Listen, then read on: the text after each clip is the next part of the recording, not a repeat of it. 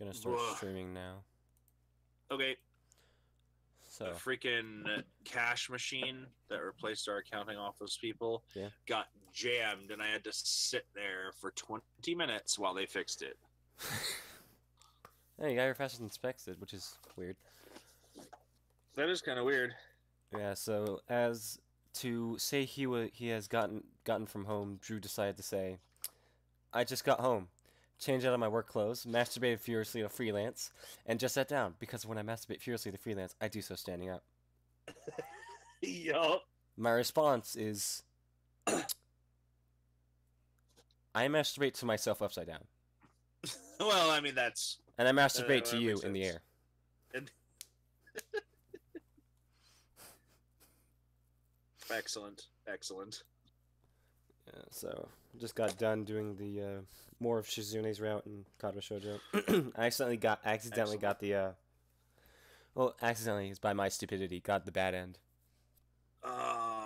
See, I usually get the bad end in every game I Well, no, play. it's because of my stupidity. I'm like, I was like, Oh, I was at this decision, and it was like, man, what is the right thing in this decision? Even though it was kind of an obvious decision, but I was just still unsure. The decision was, should I have sex with her best friend or not? Because she really needs to be comforted. It's a strange situation, I know. I looked online, and it was like, yeah, have sex with her, get you the good end. I'm like, okay, I'll just trust this first source I looked up. The internet never lies to me.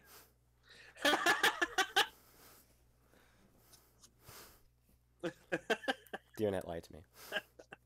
you know, like, Yeah, the bad end wasn't as bad as I thought it was going to be. I actually thought that one of the characters was going to commit suicide. oh, But no, she's only just left me. ah. So, is there a middle ending? Oh no, but I Oh, just, okay. I'm now going back and I'm going to be doing the good end. Okay, because if I do something through the first time, I usually get the middle ending. Um, I got the middle ending on Disgaea, which I think is the best, truest ending of all the endings. But then I went back and I did get the good ending, but I never actually got the bad one. I've heard about what it is. I've watched it on YouTube, but It's funny because I haven't actually gotten it. I don't know if you know about the Bloodborne endings. Do you I care to be don't. spoiled? Uh, it's all right. I don't envision playing Bloodborne, and if I do, it'll be a long ass So time there are from two now. endings, or at least I think the ones that I know about. One of them Okay. is that the guy who owns the Hunter's Dream murders you by your permission, and then you wake up in real life, and you wake up in like real life or like in back in Yarnum, but everything's good and everything's normal. Nah. Or Huh. or you kill him, kill the beast that comes from the moon, and then you become a slug. What?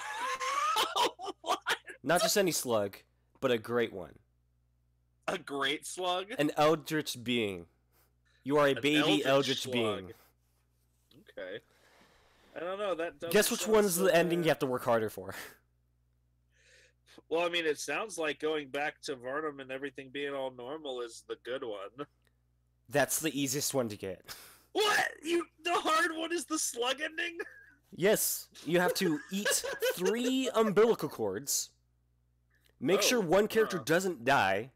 Make sure a bunch of characters actually don't die. And then and then you have to fight 2 more bosses than usual. Wow. One in the easy one, you just walk up to him and he goes, "Yo, you want this to happen?" You're like, "Sure." And then he does it. Okay, well, like that's It's fucking like, huh. I guess you gotta earn that slug. gotta. Well, I mean, yeah, if you want to be a great, like a great eldritch being, yeah. Oh yeah, did you see the new banner? Oh no, I haven't seen the banner. It's a good one. I'm It's probably one of my more favorite ones because of just how stupid it is. I like stupid banners. Let's see what we've got. You ought to be streaming. Yeah, here we go.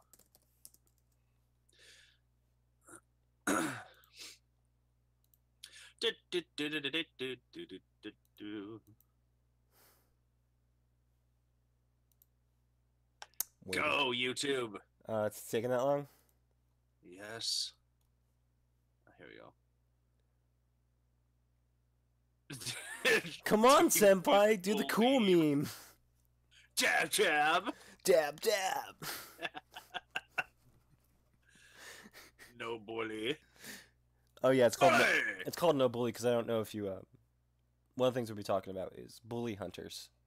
I've been seeing a lot of posts from the super conservative guy I follow making fun of them. I think even some liberals have been making fun of them because they are dumb. So it's like Anita Sarkeesian, like even like her except friends that, make except fun that of this her. one crashed down like the same day it was announced. Oh, Like as soon as it was announced, people were like, Huh. "Man, this is gonna fuck up." And not only that, but it turns out it was a huge marketing scheme. oh, so it's just terrible altogether. Yeah, and it has a lot of misleading evidence. We'll get more into it once we talk about it. But yeah, lots of misleading evidence. Like the one that everyone talks about is, did you know that 3 million quit gaming because of harassment? I don't know who that is. 3 million women. Oh, 3 million women. Yes, in the U.S., all 3 million women, a lot of women, quit gaming because of harassment. 3 million. I mean, I feel like that statement is way too generalized. Obviously, there are women that don't feel comfortable playing certain games in certain modes because of abuse. Like my friend Beth won't play competitive Overwatch alone. I won't play competitive Because- Overwatch because that's just like I'm not into that. Exactly. Like even for regular people, it's stupid. But like it's especially stressful for women because you have to use voice and communicate, and as soon as people find out you're a girl, they treat you differently. Yeah. So I can understand women, like hesitating to play certain games on certain modes, but to quit gaming, and also where does the number 3 million come from? Like, I'm pretty sure there are still tons of women out there playing Mario Kart and shooters on first person. No, they just completely quit. They completely quit it. They just couldn't. How can I play Mario Kart knowing that? Yeah, it's dumb. That is dumb. Basically, the whole premise of it is like we're just gonna be a live event. It wasn't a live event. It technically was a live event, but it was all pre-recorded. It's a live event where we're just gonna go into like CS:GO. We're gonna stop the bullies. Okay. Like even for a liberal, I'm pretty sure that's pretty cringe-inducing. It's a little bit weird. Yeah. They're gonna go into one game out of several games that have bullies and try and stop them by yelling at them. Oh yeah. So did you not play any more of Gothic 3: Forsaken Gods? Oh my god. No, I haven't. I haven't gathered enough strength to return to that game. I have been playing Overwatch, and I have been playing. I have been reading my visual novel, Higurashi When They Cry. Oh yeah. So you wanted to talk about that one in this episode? Yes, I do want to talk about Higurashi. We also have an update on Channel Awesome, by the way. Ooh, Which I guess we could talk about since Specs doesn't know who they are. Right, he doesn't know who they are at all. So, to the huge list of accusations and shit that they've done was posted. There is finally a response about 3 days ago. Okay. It was on their website, and so I'll just say it's pretty large. I'll just start with, before it actually gets to its meat, I'll just start with like what it said. Since the posting of the Not So Awesome document on Monday, April 2nd, 2018, we have been exploring all of our options of how to address the lies that have been alleged by multiple disgruntled individuals with vindictive intentions. Oh, okay. Whoa! That's laying Vindictive, everything malicious bare. maybe. Vindictive is quite a word to use. Yeah. Vindictive has like the most horrible connotations behind it. That's true. Like it's almost close to like vilified, which is the probably the most hated you can be in New Vegas. Yeah, yeah, I think so.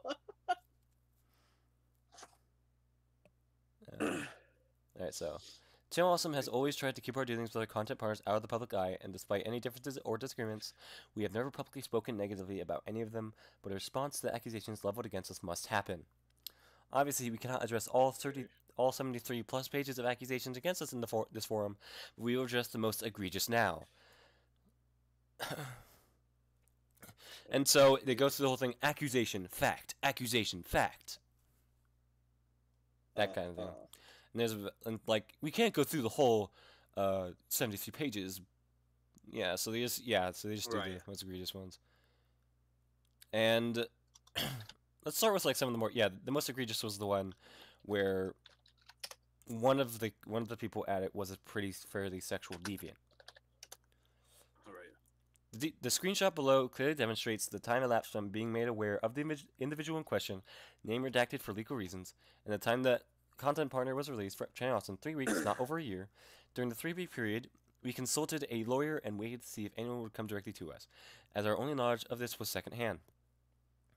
It is obvious the person who came forward with this is in the Not So Awesome document wants their name protected, so we will continue to do so. I don't know what to say.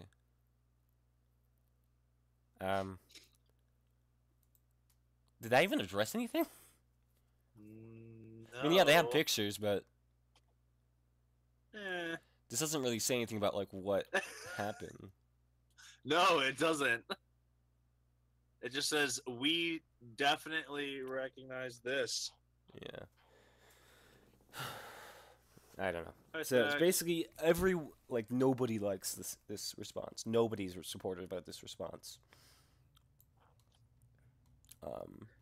The very first comment is, hold on, scrolling up. Hold on.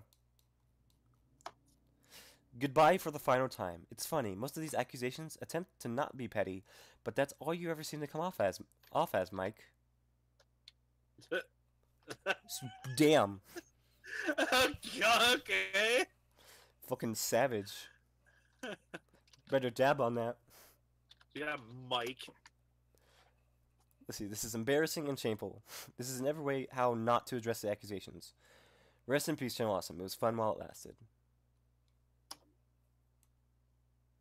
Huh. Damn. Yeah, so basically in those first few paragraphs, I did not see one word of sorry. Yeah. Like even if the accusations against like someone was false, you should still say sorry about that or something, like just to be at least a bit kind about it. Yeah, I mean, instead of going, "You're wrong." Yeah, you can totally go, wow, I had no idea you felt this way. I am terribly sorry that the story got to you in this fashion. Here's the real story. You know, that's what I would do. Yeah. I don't like I don't like lashing out to people and saying you're wrong. I would rather say, oh my gosh, I had no idea, I didn't know. Let me see if we can clear things up now, even though it's too late. But Mike Michaud has been known to be a piece of shit.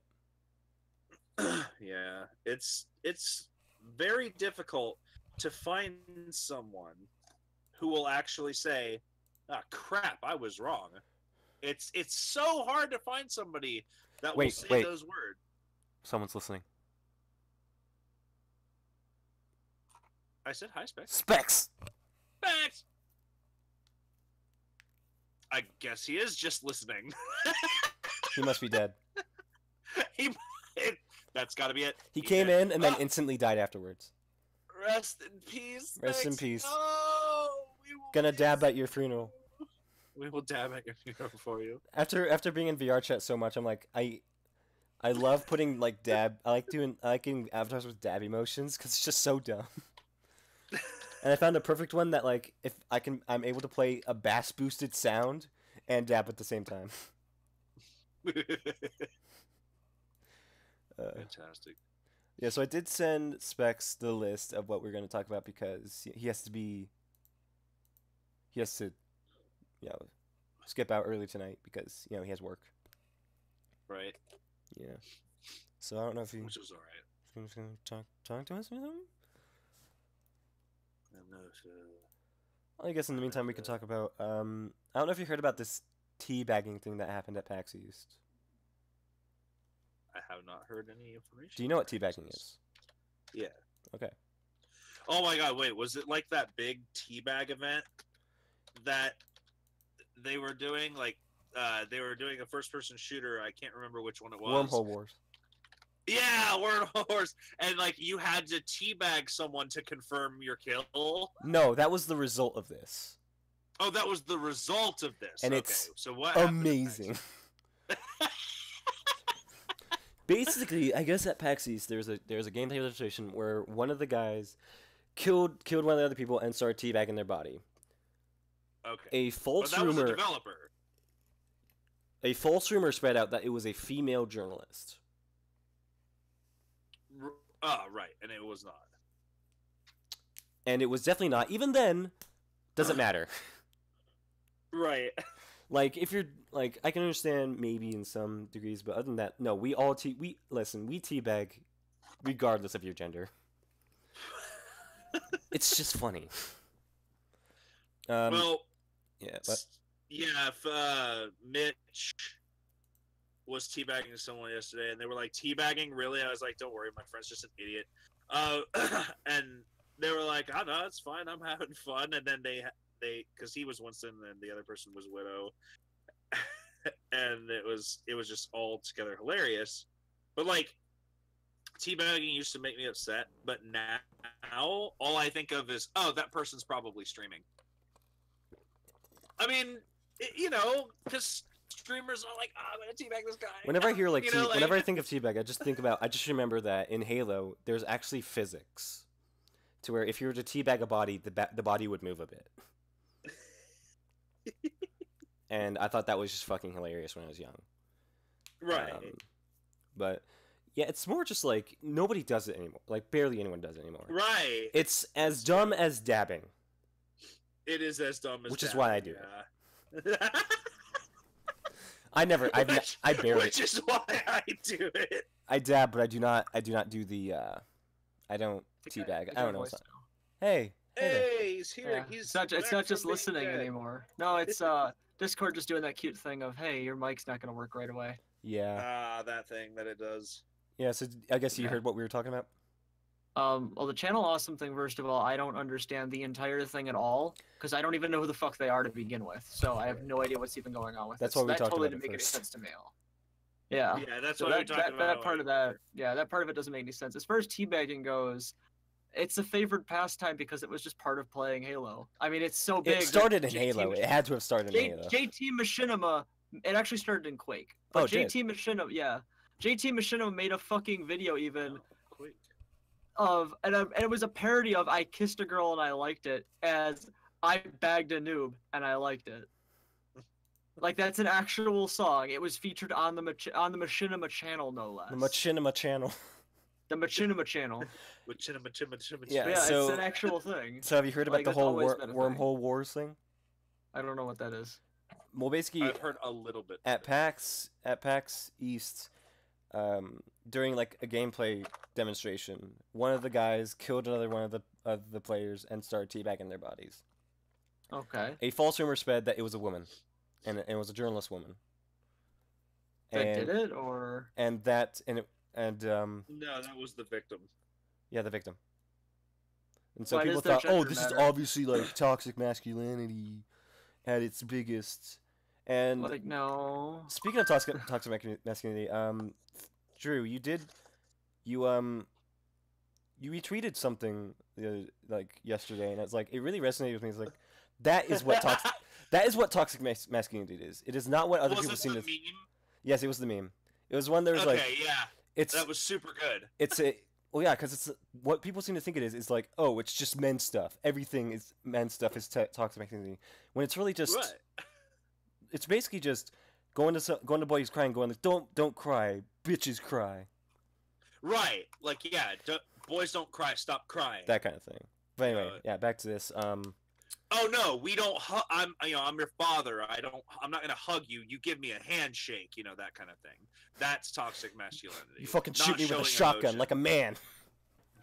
And that's why King of the Hill is so funny because Hank said, "Bobby, if you weren't my son, I'd hug you." That is a funny play on toxic masculinity. Yeah, but Because we all know Hank Hill isn't actually toxic. no. But anyway, we He could be though. We back don't to know. the He's secret toxic. See, yeah, he's secret toxic. yeah, a series of tweets happened. It started with Mike Futter going, "Friendly tip for devs showcasing games: don't intentionally team kill a journalist, then teabag them, especially if she's a woman." Why not? There's another tweet that says this game is called Wormhole Wars, and apparently the game is described as Halo meets Portal, Okay. Oh, which sounds that's awesome. All right. Janky. Yeah. Sounds cool, but sounds kind of janky at the Yeah, same time. yeah. Anyway, but It then, sounds like it could be really buggy, but it sounds like if they smooth it out, that would be amazing. but so what? And then Wormhole Wars actually came in and they're like, "Hi, I can guarantee this was not us. One, our game does not have team killing. Two, that gameplay footage was recorded prior to PAX East with devs and members of our community. No press was involved. Three, was we would devs. never disrespect press like that. That's me, a dev, getting teabagged. Right. That's me getting teabagged by another developer. And so basically, just with that, they completely dispelled the rumors, but they went a little step further.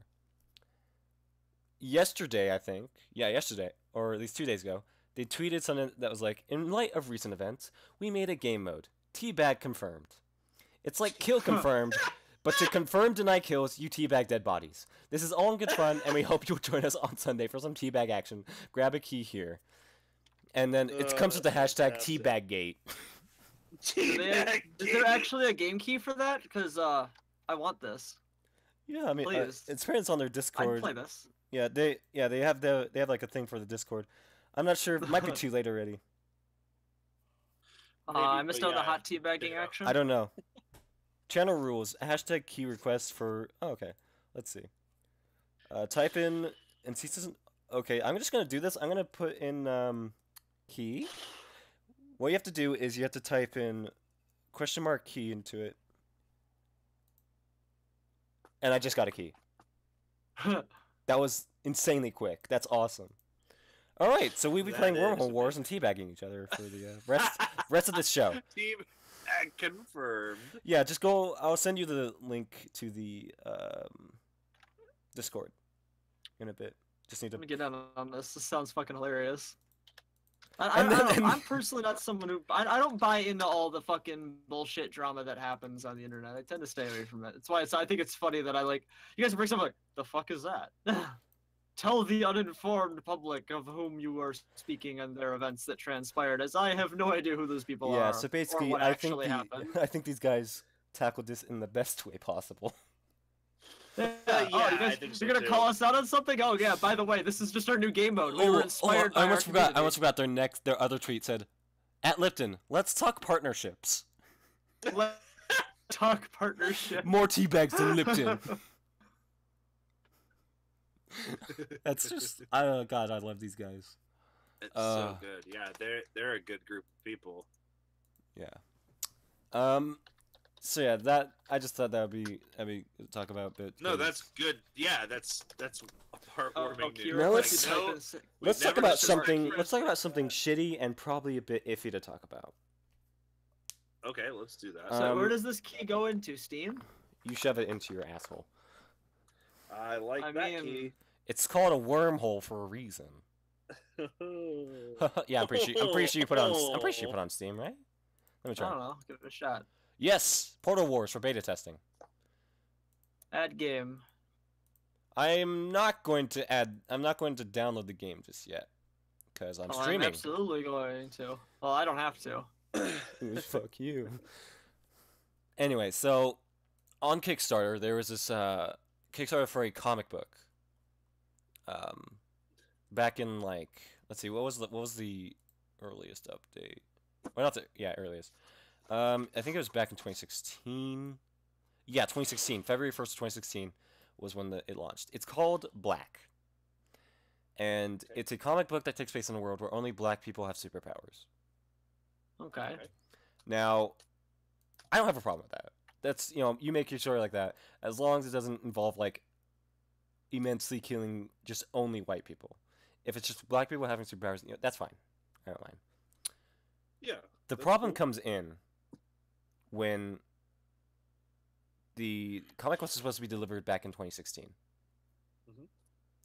It's 2017. It was 2018, and most of the backers still don't have a comic book Oh, or have anything that they were promised. well, that's not good. And this is bad in multiple ways. First of all, very shitty thing to do. Yeah. Second, this will make other comic Kickstarters look bad. Yeah, that's true. It's like, Mighty Number 9 really didn't help. Oh yeah. And it was just like, how could you release a game like this if you don't really know how to, like, you know how to design a game, but you don't really seem to know how to budget a game? Yeah. Yeah, so what do you guys think about this? Do you think this is just like... Well, I don't. I mean, I'm a part of the Shantae Kickstarter and the. Well, I heard Them's Shantae Fighting was good, though. Herds, Them's Fighting Herds Kickstarter, and I have no idea. Kickstarter can bring If some really cool they- stuff, dude. Like, I'm not... I have no Honestly, idea I if feel like this is something people should Kickstarter already is know about Kickstarters. Sometimes you're gonna back shitty Kickstarters, but sometimes you're gonna pack good Kickstarters. And No, things there's that really the no way comic, to know the if comic was it's... published. The comic is out. It just wasn't Well, then delivered to the backers. Well, I mean, I don't know if I have a key in my email somewhere that gives me access to the games that I backed. Because I know both of the games are out now. Right. All right. I just gotta go check to see if I have a key to get them.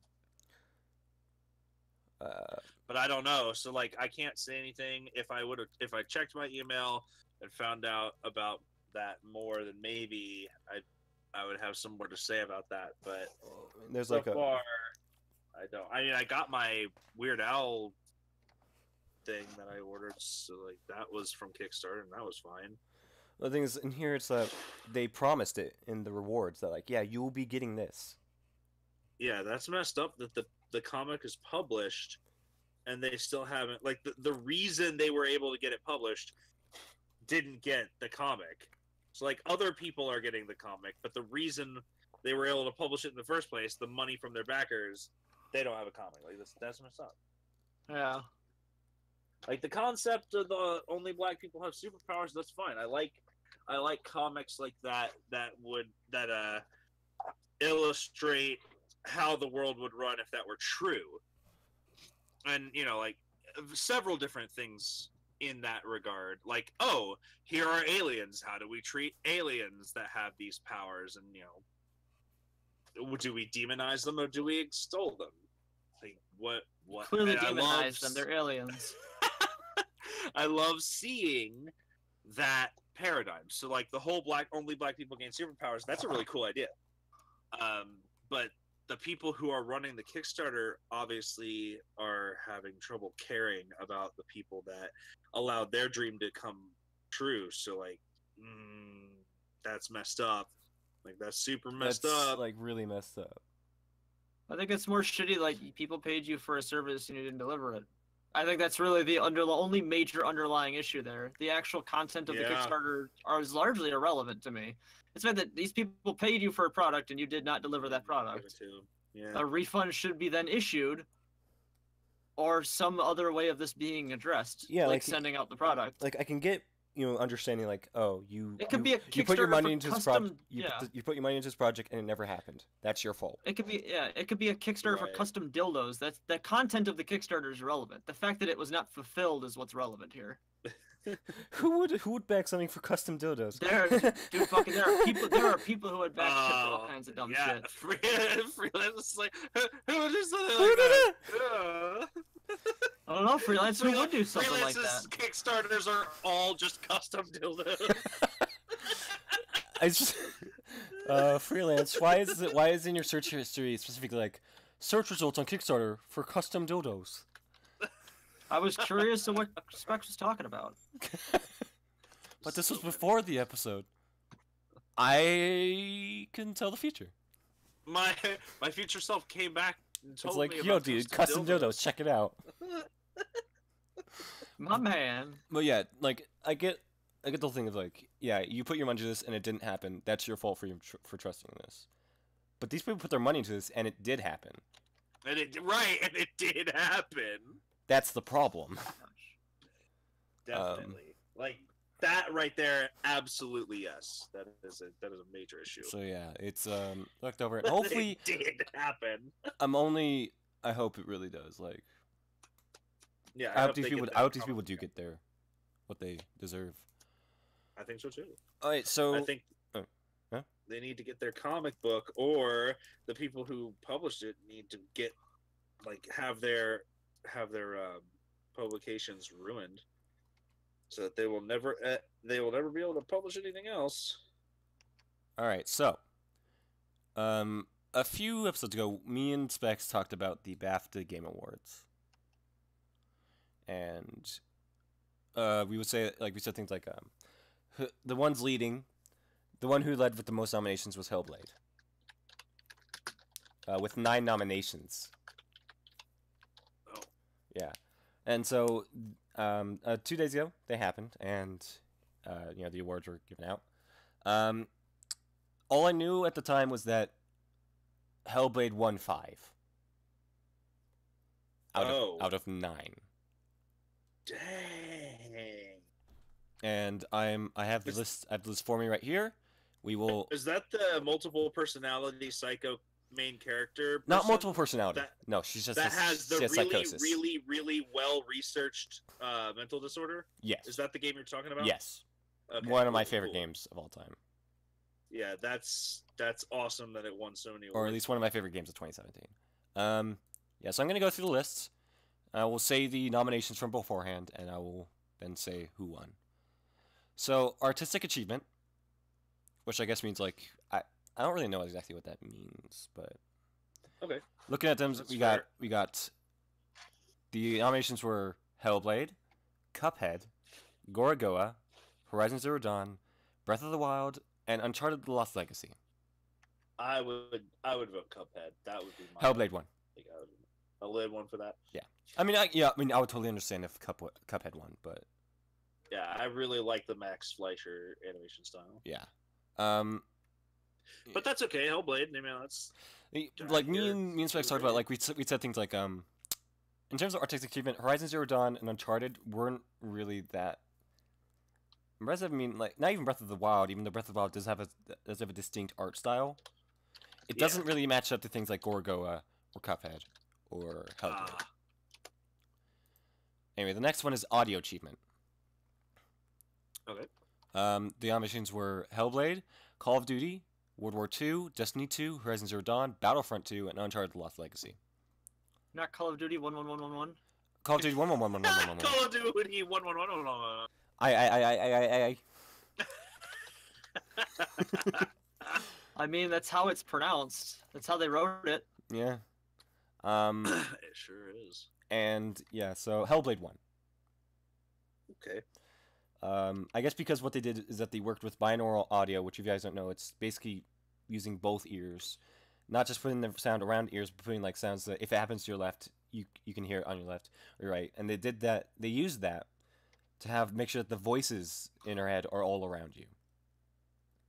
Oh, that's awesome. Yeah. Who gives a shit about Destiny 2 or Battlefront 2?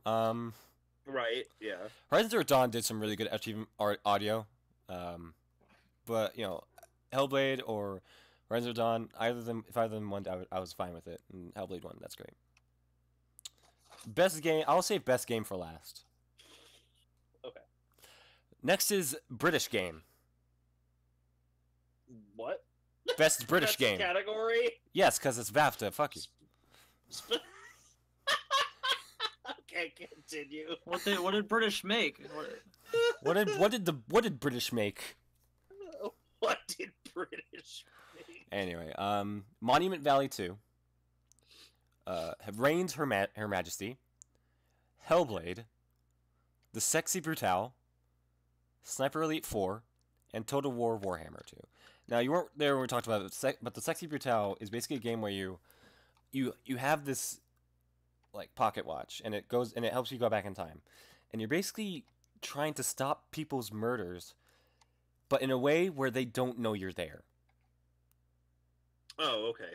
So And they not, can't know you're there. jumping in front of him and going, "No!" Yeah, don't you can't just do that. No, you have to go back in time multiple times, figure out the routes of every character involved in it, and then mess around with things so that it never happens.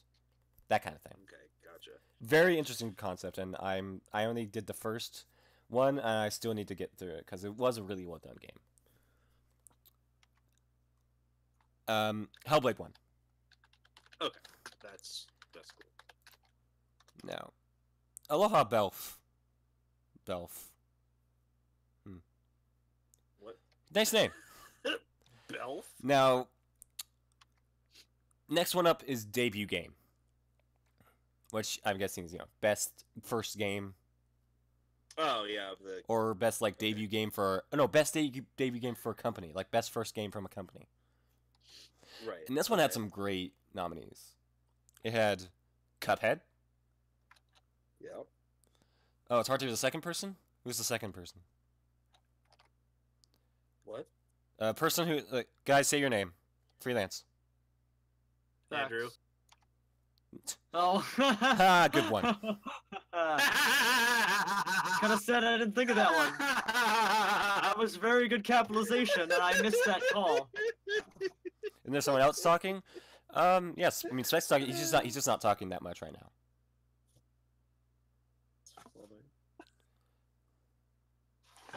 Are there three? Yeah, there's three. There's three of us. It's me. Yeah, there are Freelance. three of us. Hi. Then there's Drew. Yeah, that's Drew. And then Drew. Specs. Specs isn't talking because I don't know why you aren't talking. There's Andrew, and Andrew. Andrew. Yeah, Andrew. I just don't really remember us talking about this, honestly. Oh. Okay. We talked about it. I Oh, just no. don't remember it. Well, yeah. So it was Cuphead, Hollow Knight, Gorogoa, Night in the Woods, The Sexy Brutale, and Slime Rancher. Slime Slime Rancher. Rancher. Slime Rancher should win. It's the best one there. Gorogoa It's won. the one I know. Oh, Yeah, sad. what's Gorogoa? What? It looks like some sort of puzzle Cuphead? game. It looks okay. What's Slime Rancher? But Slime Rancher do. The Slam Rancher. Oh yeah, that reminds me. Specs, did you see the new banner? No. Go check it out. Okay, hold on. Shit, forgot I'm in a full screen application. Yeah. Oh hey, I got my Bleak Hoof Ruin Strider. Yeah, awesome. Well, there's a bunch of achievements in World of Warcraft for the Argus area, and it's slay X amount of non-trivial demons in the 3 zones for the Argus zone. And the first one is we came here for 2 reasons. The second one is to kill demons. The third one is and chew mana buns. And then there's a last one, which is and we're all out of mana buns. Which is kill 100, 1,000, 2,000, and then 5,000 demons. And the last one gets you the title reward, Demon Slayer. Ah. Anyway, so next one up was Evolving Game,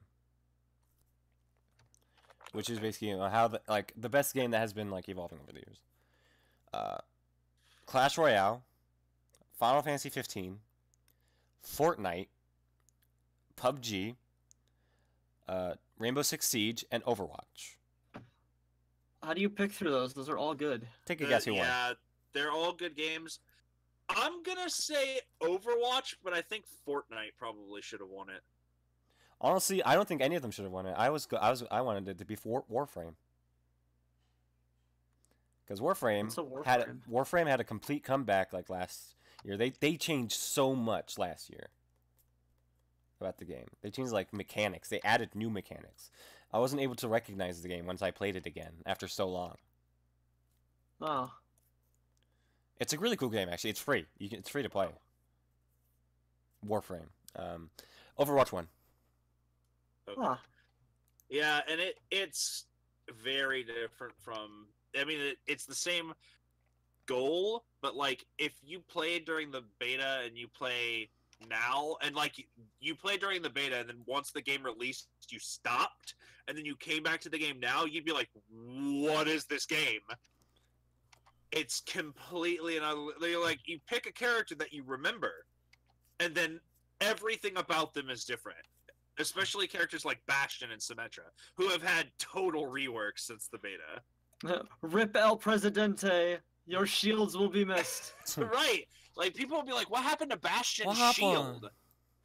Rest in peace, Reaper's soul orbs. Yeah. Right. Reaper. They took those out? Soul Orbs. Yeah, Yeah. he doesn't get the soul orbs anymore. He apparently still has healing when he shoots, but he's in such close range, it's largely irrelevant healing. He has 20% of the damage he deals is given back to him in health. I wish they would make overhealing become degrading shields like Doomfist, but so far they have not done that. That would be interesting. I think Reaper would get too strong with that. That'd make him really powerful. Yeah. Because he already rips through tanks. You give him shields on top of it. That's Well, That's he the danger. does heal while he's getting shot, so it's almost the same thing, but it just doesn't count overhealing. yeah. Like, once you're full, you're not healing anymore. So they're either not hurting you and you're killing them, or they're killing you and you're healing. So it's especially effective against character. Yeah, he's really good now though with his changes. The changes they just recently gave him makes him really strong. Oh yeah, the 50% movement bonus. He can actually get away. Yeah, he can actually get away. It's super fun. I love And that. then the reload they gave him. Oh, he's the actually reload after playable ult? now. Yeah, Yeah, because reload you after his can go ult and blam, after he blam, does his, blam, he ult. can fucking use his shift like Ruckin' McCree can now. That's true. It does it on that too now. Yep. Well, it hasn't always done it, but they changed that when they made his Wraith form reload his guns when they made his guns heal him and took out the orbs. So like he's been reloading. They worded that really poorly on the patch notes because they put it as Wraith form now moves this much faster and reloads his guns. That was in the patch notes, so I just assumed it never did that. Yeah, it definitely has been doing that for months now. It was his ultimate reloading his guns that was not something that happened. Oh. So now when you use Death Blossom, your guns reload. But basically, they made Reaper and May viable. More so than they were, because Reaper only had like a few more choice so than spots, they were. and May had almost no playability anymore. Right. Now it's like, oh, evened them out piercing. now. This is all it needed to fix it. All right. Like, that's it. That's all it needed.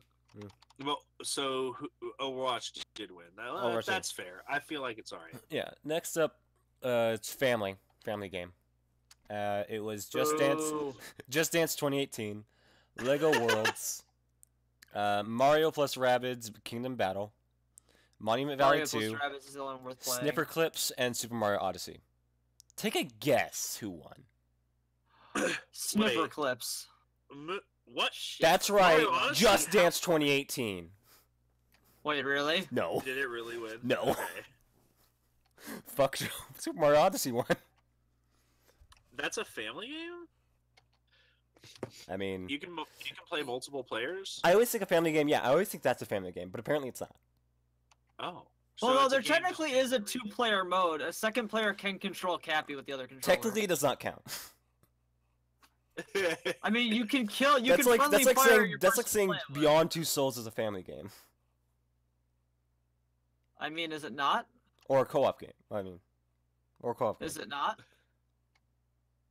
I mean, it's a shit game, I wouldn't exactly call it a family game or a co-op game. It's a I mean, weird. most It's a weird. family games are shit games. It's a weird kind of co-op because because there's no like, oh, two people do things at the same time. It's I have to give you the control and then you do your thing. Then you have to give me back control. That kind of thing. Anyway, next is Game Beyond Entertainment, which is basically a game that was more than just entertainment. So what if the game's not actually a game? Yeah. The games were Bury Me My Love, Last What? Day of June, Life is Strange Before the Storm, Night in the Woods, Sea Hero Quest VR, and Hellblade. Was it Night in the Woods or Hellblade? Yeah, those are the two games on that list I've heard of. It was Hellblade. Okay. I can see it being Night in the Woods though. Yeah, me too. Because it's like a better Life is Strange, from what I've heard. Yeah. Anyway, next up is game design. It was Super Mario Odyssey, Assassin's Creed Origins, Horizon Zero Dawn, Legend of Zelda Breath of the Wild, Nier Automata, and What Remains of Edith Finch. Which, if you don't know the last one, basically from what I've heard, is a video game adaptation of Gone Home. What's Gone Home? Yeah, I haven't video heard of it game. either. How do you make a video game adaptation? It's of a like video that game? because it's like Gone Home. You do nothing in Gone Home. It's just walking around the house and just like learning about how your sister is a fucking lesbian.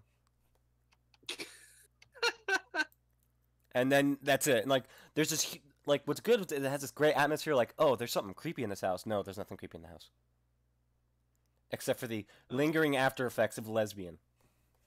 The lingering after effects of lesbian. Oh, I could just smell the lesbian. Anyway, Super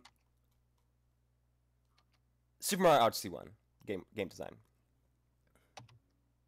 I can see that. I haven't gotten to play it yet. It's still sitting on my desk. Oh, yeah, I haven't played it either. Next is game innovation. So, Gorogoa, Hellblade, Nier Automata, Snipperclips, What Remains of Edith Finch, and Breath of the Wild.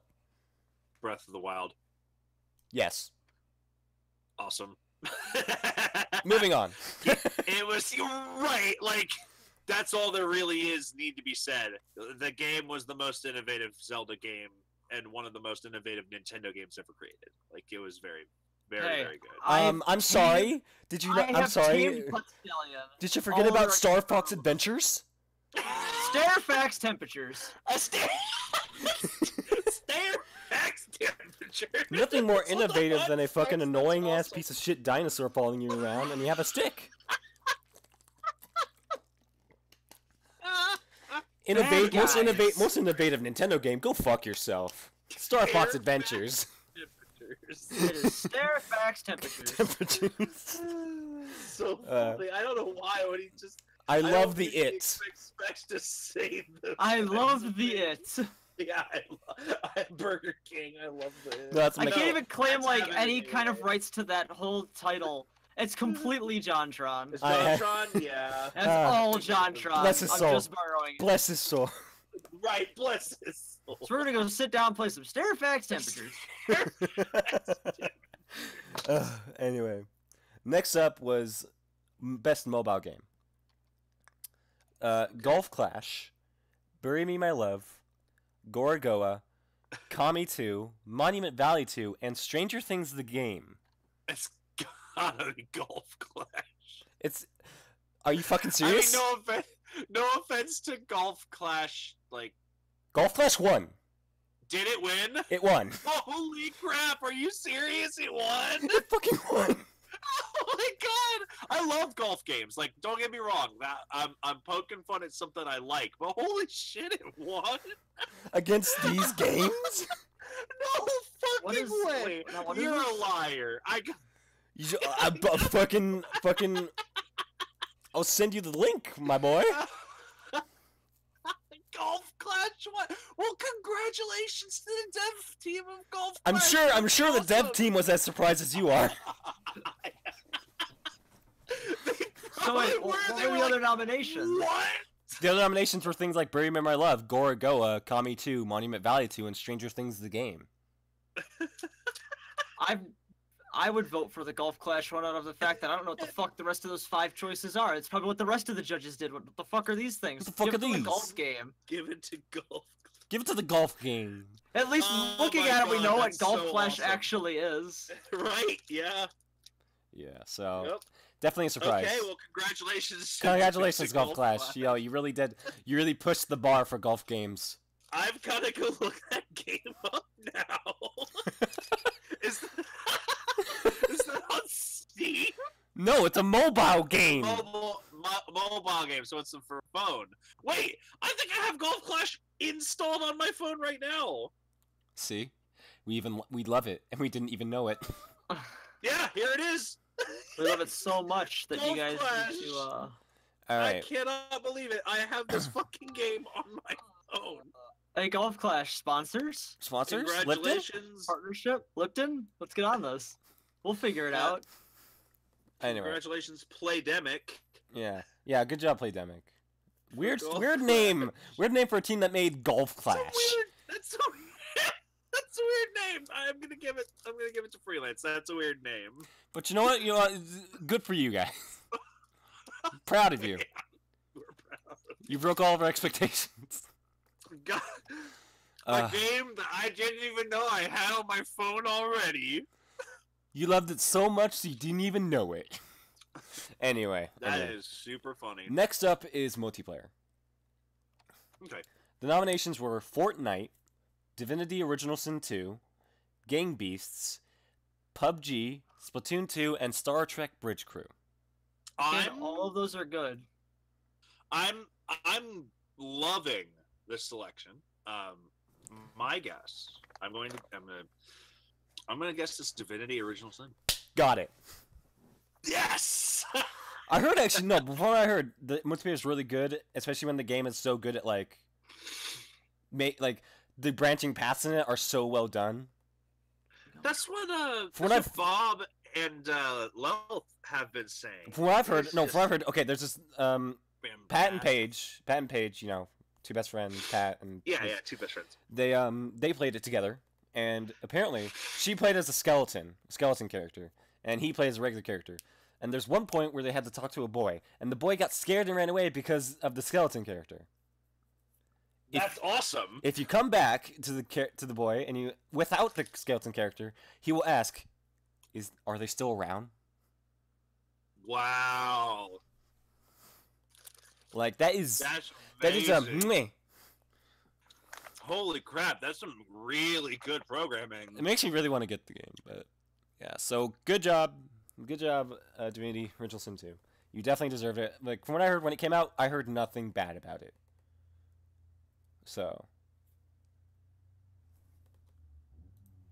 Yeah, I haven't either. Okay. That's why I guessed it. Like I heard all sorts of amazing things from Kevin and Claire. Yeah. Anyway, so next up is music. This one may be a bit obvious, but we'll see. Get Even, Cuphead, Hellblade, Horizon Zero Dawn, Breath of the Wild, and What Remains of Edith Finch. Now I'm going to explain that Category? I told this to Specs at the time we talked about it. Hellblade doesn't have much music, but when it has the music in it, when the music starts playing, it is so well done and so well placed. Yeah, but Cuphead's music is always good. And then Horizon Zero Dawn has 5 hours, Yeah. 3 to 5 hours of original score. Oh my gosh. And then Cuphead, of course, had its. Cuphead won. It did. Yes, Okay. so which it does deserve because they definitely worked hard. They worked so hard on everything.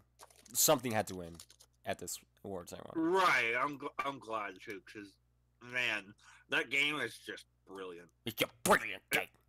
It really is. It's just straight up Oh yeah, brilliant. yeah. Next up is narrative. Okay. Night in the Woods, Hellblade, Horizon Zero Dawn, Tacoma, What Remains of Edith Finch, and Wolfenstein: The New Colossus.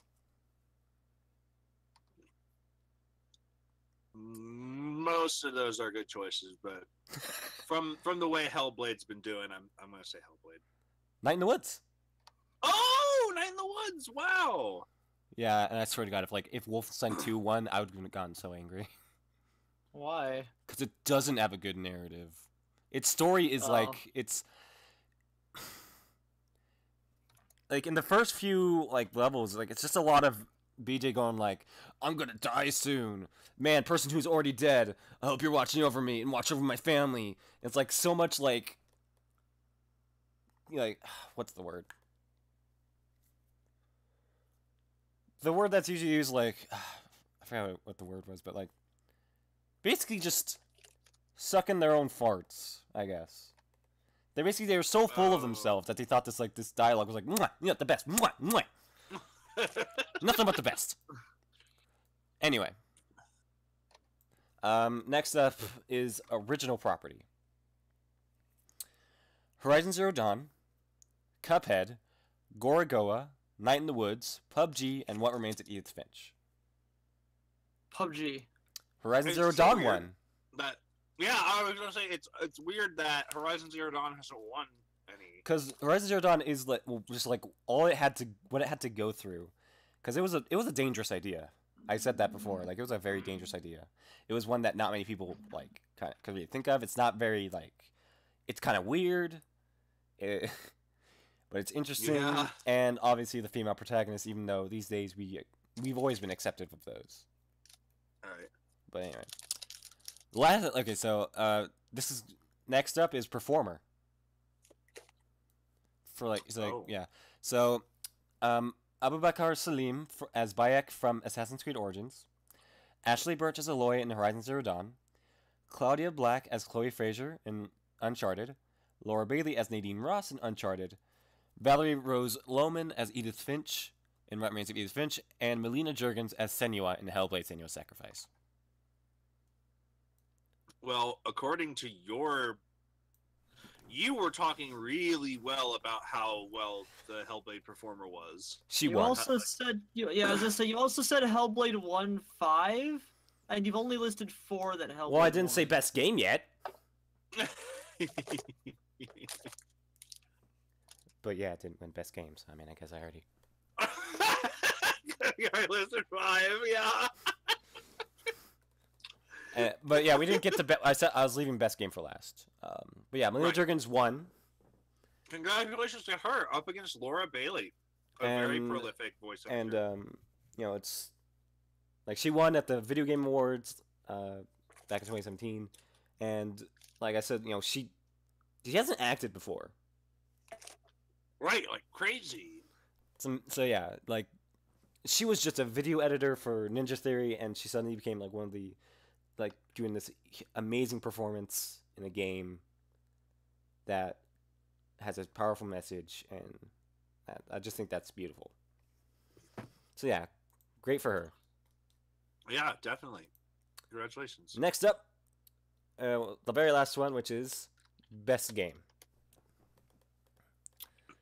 Assassin's Creed Origins. Life of Black Tiger. Life of Black. The options are Life of Black Tiger, Life of Black Tiger, That one. Life of Black Tiger, Life of Black Tiger, Just Monica. Just Monica. Just.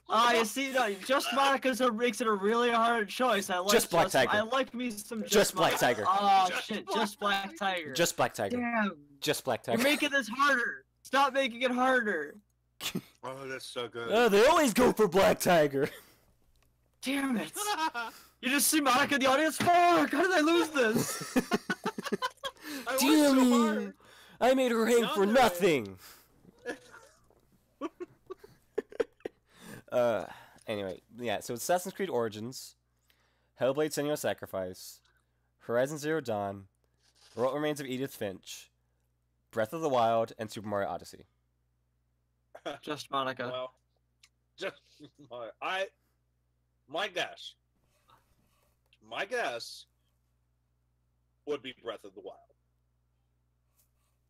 Well, Drew, I'd be very happy to say that you're wrong! Ah, It's actually Get it was actually a very it was actually surprising to me too. It was What Remains of Edith Finch. Oh. That was a very Never heard of it. I didn't hear it until you brought this. It was whole one of thing the up. it was one of the games from last year that I heard nothing but good things about. It's like I said, it's like they said it was like Gone Home, but like a video game adaptation. Basically, it's actually a better walking simulator. Oh, it's a walking simulator. Well, it's a narrative based game, and apparently Oh. it does it really well. Like it does it better than any other game has really done it. So, yeah, I mean that's cool. So those were the Remains of Edith Finch.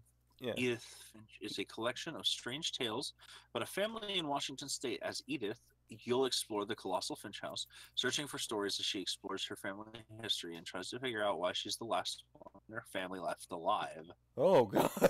Yeah, and apparently all the recent reviews are overwhelmingly positive. Well, And which is 95% of the last 376, and all of the that's ridiculous. And then all of the reviews, 95% of 6,179 have been are overwhelmingly positive. yeah. So that That's goes to show you how good it is. It must be. That's so crazy. Like how did this game fly so low under the radar? I heard about it like when it came out. Never heard of it until you brought it up. I didn't either. Not even a hint. Well, I guess you guys are gay then. This is the first time I'm hearing about it. But ever. yeah, I have it on my birthday list, so I'll You probably. can buy. Apparently, you can buy it in a bundle with Gorgoa. Yeah, that is interesting. Yeah, The so puzzle game with the weird name. yeah, Gorgoa, yeah. So I'm. Oh, hold on, guys. Give me one. Man.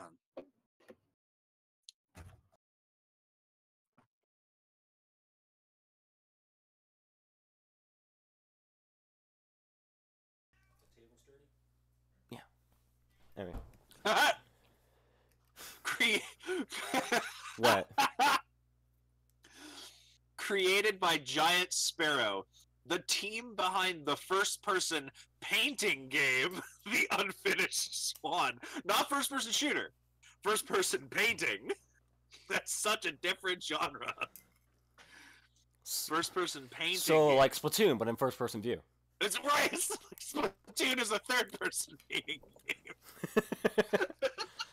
But yeah, so yeah, I have What Remains of Edith Finch on my birthday, so I'll probably be streaming it. I have it on my list along with A Hat in Time. I'm gonna be getting it specs. Don't worry.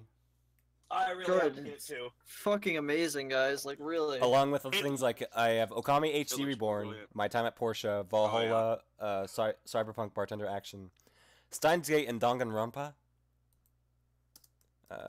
Those Both are sound visual good. novels. Yeah.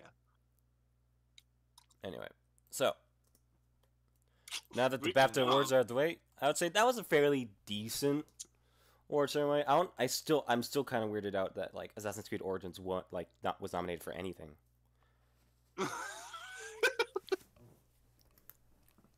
You know, Was so it actually good or did it suck like literally every I heard it was Assassin's Creed? good.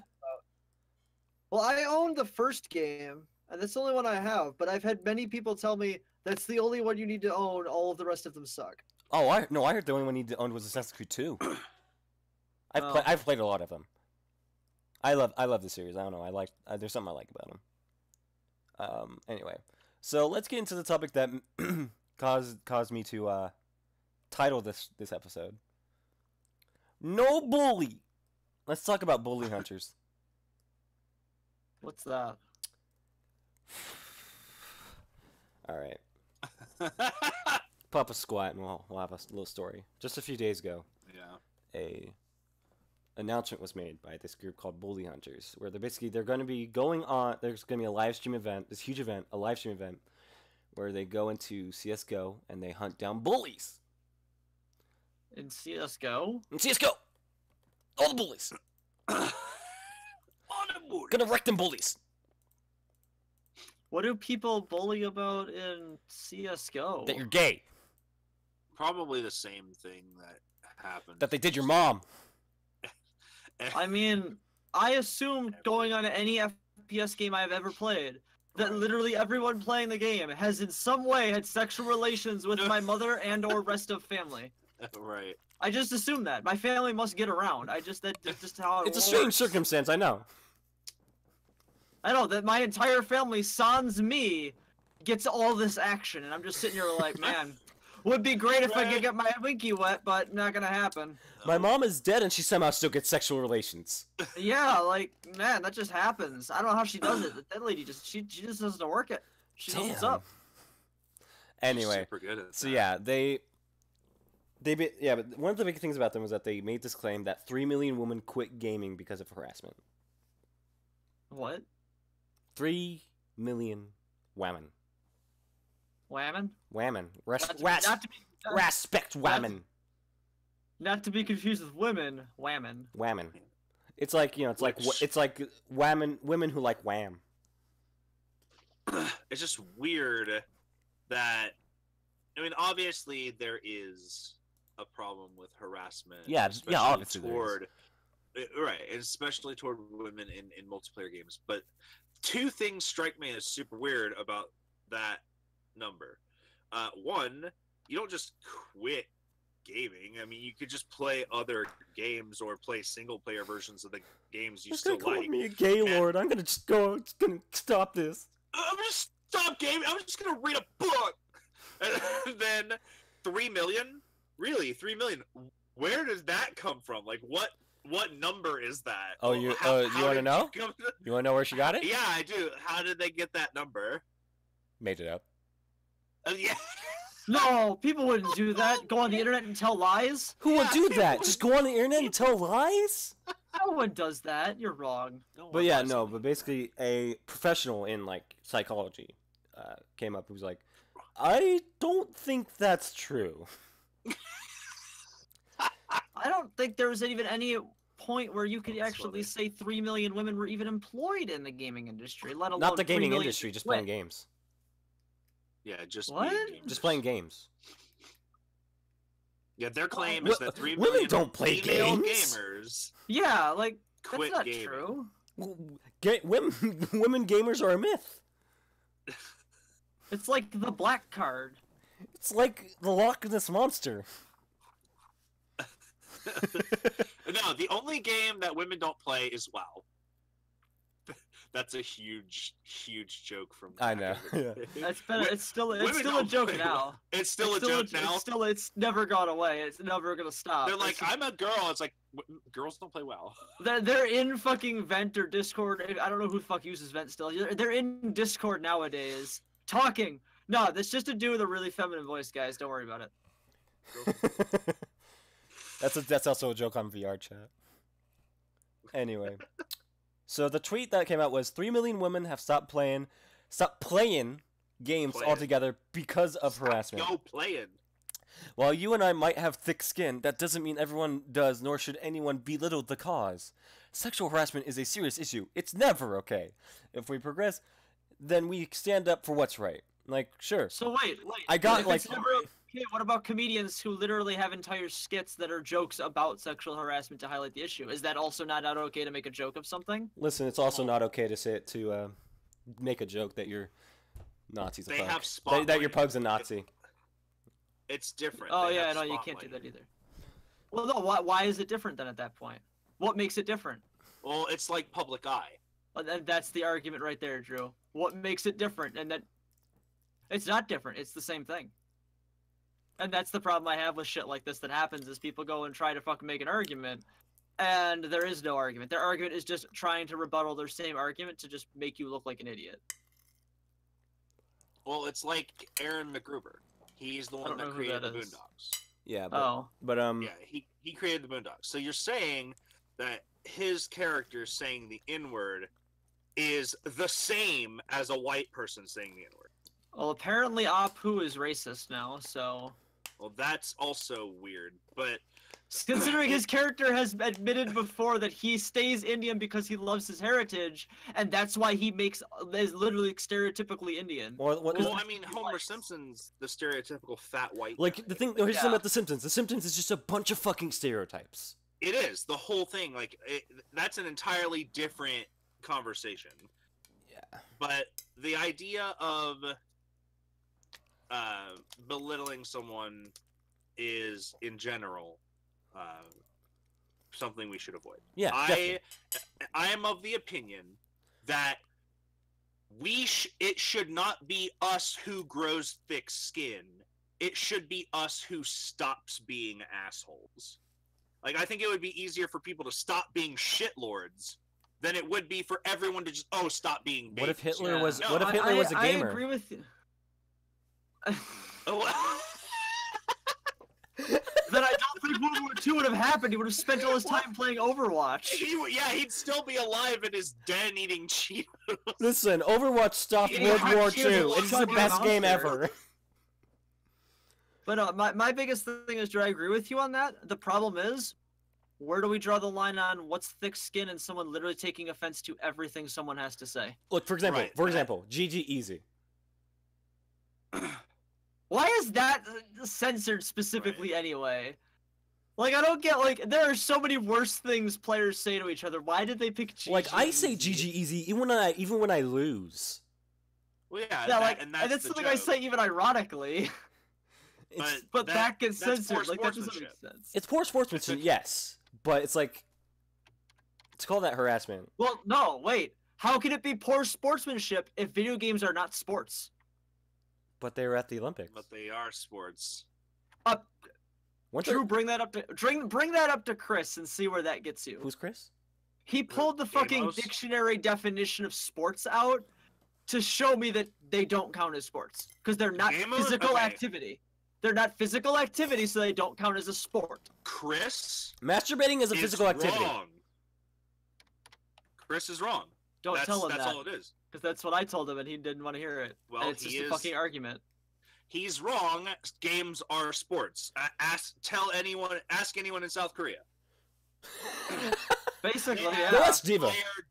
They have entire channels dedicated to esports. Yeah, but no. And But here's the thing. video Also, is like games are definitely to be good at games, you have to have a healthy body because you got to be able to like think clearly and all that. So Hey, it does I require tell some people all the exercise. time. Oh, I that's tell true. people, I tell people all the time. The first thing to be successful as a streamer or a YouTuber or anything, Gotta the be- number one you gotta be rule, sexy. You have to eat food. You must Eating eat food is the most essential thing. If you must- don't eat food, you physically cannot be successful because you will die. Oh, that's good advice. God, I've That's been good doing advice. it wrong. I've been doing it wrong. I've been starving myself. You need to eat That is food to be very- successful as a creator. If you want to be a good agree. content creator, eat food and then do all the other things. That's a But eat food first. Eat food is the sage-like first thing. advice. It's coming from someone pursuing the career. Trust me. I've See, there- studied it. I've understood it. So what you're I'm telling on me the is way. to succeed at video gaming, you have to eat. You have to eat food. You have to be. What if I cooking just with wanted to my- live? Who gives a Well, then you shit, should- right? Yeah, just the living is you still need to eat food, but to just live, you don't have to worry about playing video games or being a good streamer or anything. You just gotta But- live. I suppose that is a good point, though. Like, I agree with you. Where do we draw the line between genuine harassment and sensitive? And- Because I do also agree that there is something. There is a sense of being too sensitive. And there is, and It's- this, and to bring this back to the typical to the story, Mhm. the woman who made this claim and the psychologist who was like, no, where'd you get this claim? Was like, as soon as she asked, she took where you got this claim as hate speech. Like, oh, she's hating on me. Everyone, go get her. Right? See, that's Yeah. a weird. Like, she's just. Well, In a first bad she was mental like, it's go watch the stream and you'll learn where we got the source. They never explained where they got the source on the stream.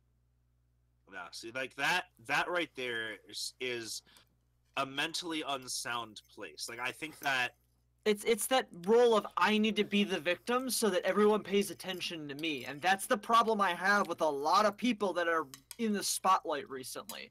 Is that being the victim is what they do, and everything is them being the victim. No one else is in the right. I'm right. Everyone else is wrong. right, and that is Be most sad for me, and that's where I have a problem. Like with when I this. have Those when are I the have people arguments of like listen- who's best girl, I respect their opinion. unfortunate. they're they're wrong. wrong. Yeah, you respect the opinion, even though that opinion is wrong. Chie is obviously the best girl in Persona 4. Obviously. Guys. Monica is the only girl that exists. Just Changed my mind. Pop-Tarts are best girl. Changed my mind. Wait, watermelon Jolly Rancher or Wildberry Pop-Tarts? Oh, those are both super good. It's important. One of them is best girl. One of them is the wrong answer. Choose wisely. Shit. If I get this wrong, my whole life is over. It's the red pill or the blue pill. You're either right or you're wrong. Yeah, so One of them will make you go deeper. One of them will take you out. I'm not going to tell you which one does that though. yeah, so basically, yeah, a bunch of false statistics. Another thing is that basically Brings a it back lot of to- it, a lot of it was fake.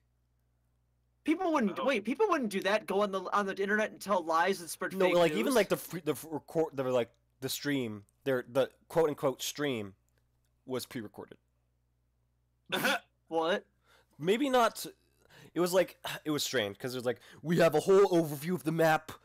Let's check in on that girl. Let's check on one of our agents over there. See how she's doing, trying to take out these bullies. What? Like that. Like they had a whole thing that was just like how to explain it. Like there's what are they called? The announcers. Like the announcer room, where there's like people there. That was probably live, but the rest was what the game was pre-recorded footage. Freelance, where do you find this shit? Right? The internet. What part of the deep web are you playing around on? The Then? deep web. There's no way this is on mainstream internet. You have to be. This was hunting totally down, on like, mainstream internet. black Everyone was and white- talking no, about it. No, you gotta be on like black market bullshit on finding this stuff because I have never seen any of this come You're up. right. So I I'm was in the very black. careful. You're right, I was in the black market area Black of Twitter. market internet. Oh, you're on that side of Twitter. That's like going to that part of YouTube. Oh my god, that part of YouTube. We don't talk about that. It's like talking about Fight Club. You don't go there. You don't talk No, about but it. You don't, actually, you don't upload over there. You just leave that to what it is, and it stays over there. no, but I follow a bunch of people who are like not exactly anti-SJWs. They just don't like it when people are doing things like this, and that's what they were Right. talking about. Even Peach Saliva talked about it on her stream when she was busy murdering Papyrus. Why would you kill him? He's supposed to be a really cool guy. Because they promised to also do a genocide stream run. Then I still can't bring myself. And I would to say, do it. dude, that like I'm watching it so that I don't have to do it. And Right, good idea. not only is it just so sad, it's very unsettling. Oh. Really? Like once you because like how it works is that you go through each. Well, don't tell me too much about it, because I plan on playing the Yeah. game when it comes out for the Switch. Okay, I how it haven't works. got the Okay, chance I'm to just gonna actually tell you play how it works. Like just how basically it works because it's different from the actual game. it. Okay. The game basically tries to stop you from doing it because you have to stay in like a certain area where enemies spawn and start killing them until you kill a certain amount of enemies, and you have to Right. keep going to the save place, and it will tell you like 13 left, 10 left, 2 left, Oh. and then every time, and then once you get it, the next time you get attacked by an enemy, it will just be an empty screen. No one came. No one came. Yeah. And then the music changes to like this eerie, just like, this should not be in this game. And every time you go to a save state, it will say determination. Oh my god. One thing I will give it, it made Undyne the coolest. But yeah, that's basically, yeah, you have to kill a certain amount of enemies before you like get to the end of it. You have to look up. You probably have to look up a guide because it's hard. It's very easy. It's not something you can't do it by accident. You though. cannot do it by accident. Yeah, you have to be trying to trigger this. Yes, you have. Well, you can do it by accident. You can do it if you are under the impression that there's no reason to talk to enemies. Or no, because like the amount of enemies that you have to kill don't fit the amount of enemies you meet unless you were to walk around the area where enemies randomly spawn. Yeah, but I grind. Like I like grinding in video games like Final Fantasy. Is there a reason to grind in Undertale though? No. No, you get the Then dog I'm- residue, and you start selling that until you're able to get the Temmie armor. And then that's it. You don't do it anymore after that. Oh, but the thing about Genocide Route is that you can't get Temmie armor. Oh. Yeah. You'll find out why. You probably killed the guy that sells it. Maybe. It's called a genocide run. I mean, maybe so let's that be could honest here. that could possibly be it. But so It's a far, false from what I've flag. seen of it, it just it's so unsettling, man. Oh god. Oh. Wait, where the hell? You could apparently get What? Demon Hunter Pepe in this game. Undertale? No, World of Warcraft. Oh, the There's an fucking what? item What the fuck, dude? Well, there's an item What? called a tiny set of warglaves, and you buy it from Falara Nightsong in the zone Mardum, the Shattered Abyss. I think you have to be a demon hunter to get this item. But it costs 10,000 resources, and I don't play my demon hunter enough to give a shit. Yeah. So anyway, I forgot what I was gonna say about Undertale. God damn it. I'm sorry. I'm playing a totally accurate battle simulator style game. It's Is it? one of the best games ever. One of the best games ever. Yeah, it's the same kind of concept. Oh, but oh it's, yeah. Oh yeah. beast I remember. battles. I remember. Basically, you might not know this, but there are two ways you can kill a person in the genocide run. The regular kill, where you just straight up kill them, or the betrayal. Oh, I hadn't heard of To that. betray, basically, let's start with Toriel. You have to keep doing mercy and sparing her, and she'll start like going, can't do this. Right. And once you get to like the final ellipsis, if you kill her, that's a betrayal. Ah. And apparently, if you kill her first off, she goes like, "Now I know. I was protecting them, not you." It's like, Right. let's make you feel bad. The game. That's it. And when the lesser dogs got killed, I was just like, no. Well, no, that's where you see him, where you see the main character turn around from her. No, I didn't do it just to kill you. I did it to test my abilities. Right. And then Flori's like, dude, Freaking what the Naruto. fuck? That's cool. So I'm so scared. Yeah, but I could never bring myself to do a genocide run. Not with the lesser dog. Not with Pyrus. Not with Not with Sundar playing. Poor Sundar plane. Sundar plane? It's a plane that has like a they wear like bunny ears and they go, I wasn't trying to fly by you or anything. And the way to Oh. beat them Oh, Sundar plane. Sundar plane. And basically the way you beat them is that like the plane comes down and there's a certain outline around them. You have to stay in that outline and get close to them and they'll get nervous and just shuffle off. Oh. It's the dumbest thing, but that's what makes it so great. Anyway, back to Bully Hunters. Because Bully! is the thing about Bully Hunters. Bully! The thing about Bully Hunters is that it all turned out to be a huge marketing scheme. It sounded like, oh, well, if you need to find out, you need to watch my stream. Steel Series was found out to be behind it. What? Yeah, Steel Series, ones who make, headsets. They even made a special pair of headsets for Bully Hunters that comes with an anti-bully pamphlet. What? That tells you, man, make sure not to bully, no bully. No bully. What? I know, right? And now everyone's just going like, wow, Steel Series, you fucked up. What? Oh, God. Yeah, so Bully Hunters... it's the most cringe thing that I've ever seen in a while, and I don't usually... I don't usually use the word cringe. It was a marketing scheme. Yeah, it was a marketing campaign. Like, Okay, now again, that Mr. P- make sure to Mr. smash Give that. it- Make sure to smash the bullies with this new headset. another. I'll do one more, Mr. Peanut Butter level. Say what? Oh yeah, doggy, what? Yeah, so it's really. Basically, yeah, they were over before. It was Bully Hunters was done before it could even begin. As soon as word got out, people just like they couldn't like just like stop themselves from making fun of them because I can't even. especially with that statistic. Whoo boy. But yeah, so that's Bully Hunters. So Specs, did you want to talk about anything else before you had to go to bed? Just wanted to. I gave you the list. I didn't read it. I Well, got like what the halfway fuck, through, man? I got like halfway through the article on whatever the first thing was. It's like I don't understand any of this, and then I closed it, and then I went to the grocery store. Well, I mean, you didn't even need to read the articles. You just could have read what I wrote about them. Right. Hang on. Let me see where we're at. Hold on. I don't go down the list I- chronologically. I just go like, okay, let's talk about this one now. Oh, well, that's not gonna. Well, Here, I'll make sure to cross out the ones that are. I tamed a horse in Breath of the Wild, and I named it Butt Stallion because it is. All right, let's white. talk about that then. How That's was all that? there is to it. That's all there is to it?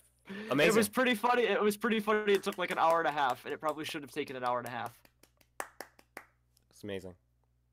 Were you just masturbating? Yes. Why Oh. wouldn't you? I don't masturbate on stream. We're on Twitch, not Pornhub. There's a difference. Lame. Yes, I can't monetize masturbating on Twitch, but I can monetize it on Pornhub. Not with that attitude. I don't know. I'm pretty sure Twitch is Anyway, not gonna let me do I'm that. sure you. Do you guys even know who Cliff Blazinski is? Never heard of him. Is he the I know guy who that was Kick masturbating Butowski on is. stream? Yeah, I know, right? That's what No, I'm no, saying. that was DSP Gaming.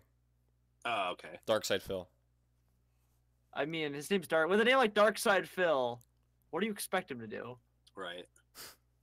No, but I would just expect it there. Cliff Blazinski is a guy who basically he made one game series, Gears of War, and now he all of a sudden thinks he's like one of the greats of the gaming industry. Gears of War sucked though. I'm inclined to agree, but Holy sh- I think he also might have made Unreal Tournament, Are Which you alright there, Drew? also wasn't great. Yeah, I was losing over and over again to this level with a bunch of gorillas in it, and I'm like, how are my dinosaurs losing these gorillas? I should have known. King Kong obviously wins, but How about we talk about whatever the fuck you're explaining? Because I don't know what you're playing. There's I'm playing dinosaurs fighting Beast- gorillas. I'm playing Beast Battle Simulator. The best. Why would you simulator. ever assume that dinosaurs could beat gorillas? Have you not seen Rampage? Well, yeah, but like King Kong. Again, King have you not Kong watched lose- King Kong versus Godzilla? What? I King haven't actually Kong! seen it, so I don't know how that works. But anyway, I was like, okay, well, Ankylosaurus working, Clubtails, like the Ankylosaurus not working, Triceratops isn't working, Raptors didn't work, so I switched to Finbacks, which are Dimetrodons, and they annihilated these gorillas. I was like, holy crap! How is it that these Velociraptors don't just pounce on and annihilate these gorillas, but the Dimetrodons can? I'm sorry, I just remembered something from like the realistic battle simulator thing. Someone made It's just like a such a huge good game. army of chickens, and they made this video. It was like it just zoomed in on one chicken, and then it started zooming out, and just this huge army of chickens outside of this castle. just the most amazing thing I've ever seen in my entire life. And see, right now I'm fighting Mecha T-Rex. This T-Rex has upgraded his large body. Now he is an abomination. Destroy him. He has 2 miniguns, 2 flamethrowers, 2 lasers, a cannon on his back, and some sort of a P90 on his. He just has a. Just a random P90? I don't actually know what that is. I'm gonna have to start this and see what he is. I mean, I have 10,000 money, 10,000 Which monies, means- money which dollars. means I could build the same T-Rex. Nope, I'm going Megalodon. Alright, guys, here we go. I have something to talk about real quick before I go to bed. Let me Alright. find a share link to this. It's not what I wanted to pull. Oh, here, I want to copy this. I'm just gonna put this in Discord. And, You guys remember when I did that Let's Play of Tomato? Oh, it's a laser. By Tardia. Yeah, Let's have a look at this. you guys remember when I did that Let's Play of Tomato Way, Here, right? allow me to read. I shall read. Yeah, here you go. Is this game relevant to you? Because you've played games tagged memes, open world, adventure, action, psychological horror, story rich. What? Yep. Oh. This story is based on Russian image board culture. You are a nerdy beatard who always stays at home. One day, someone sends you a link to a weird website, upon going to which you are teleported into a mysterious island populated by several hostile fractions. You need to choose between the two conflicting forces in order to get rich, to overcome your nature, or just to survive. You can loot caravans. That's it. That's the description. I like how the last one just... Oh, yeah, you can also loot caravans. One of the reviews says, fun, but these Russian memes are a mystery America. More gameplay and quirks than Miracle Solid 5. Russian memes in 3D. Sadly, I have no idea what these Russian memes are, but I guess they involve lobsters and paper bags. Holy shit, this is great. It's basically... What is that? Oh, apparently it's basically 4chan in 3D. Edit. Apparently Steam censored 4chan? Here's a good one. More gameplay and quirks than Metal Gear I literally just said Solid that. 5. I literally just said that one. Fun game, just fix the damn hitboxes. Let's see. An exploration game where I went from playing Slender Man with Pyramid Head to listening to a song hating on the PS3 to dancing with Lord Gaben. One literally just says memes.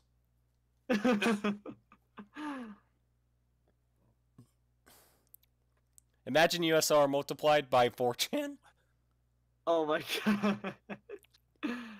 So yeah, I just happened to open Steam real quick just to see, and I found this. Who made this game? Varlamov 52664. Oh, my favorite developer. Yeah, game of the year, 10 out of 10. I don't know what this is. This is a 2015 game, by the way, guys. Oh. Putting it on my wish list. Putting it on my wish list. Why is it still in early access? I don't know. That's probably not a good sign. Better question, how did it make it out of the Steam store? I mean, have you looked at it? It looks amazing. Guys wearing paper bags all everywhere, man. It looks like, you know, amazing.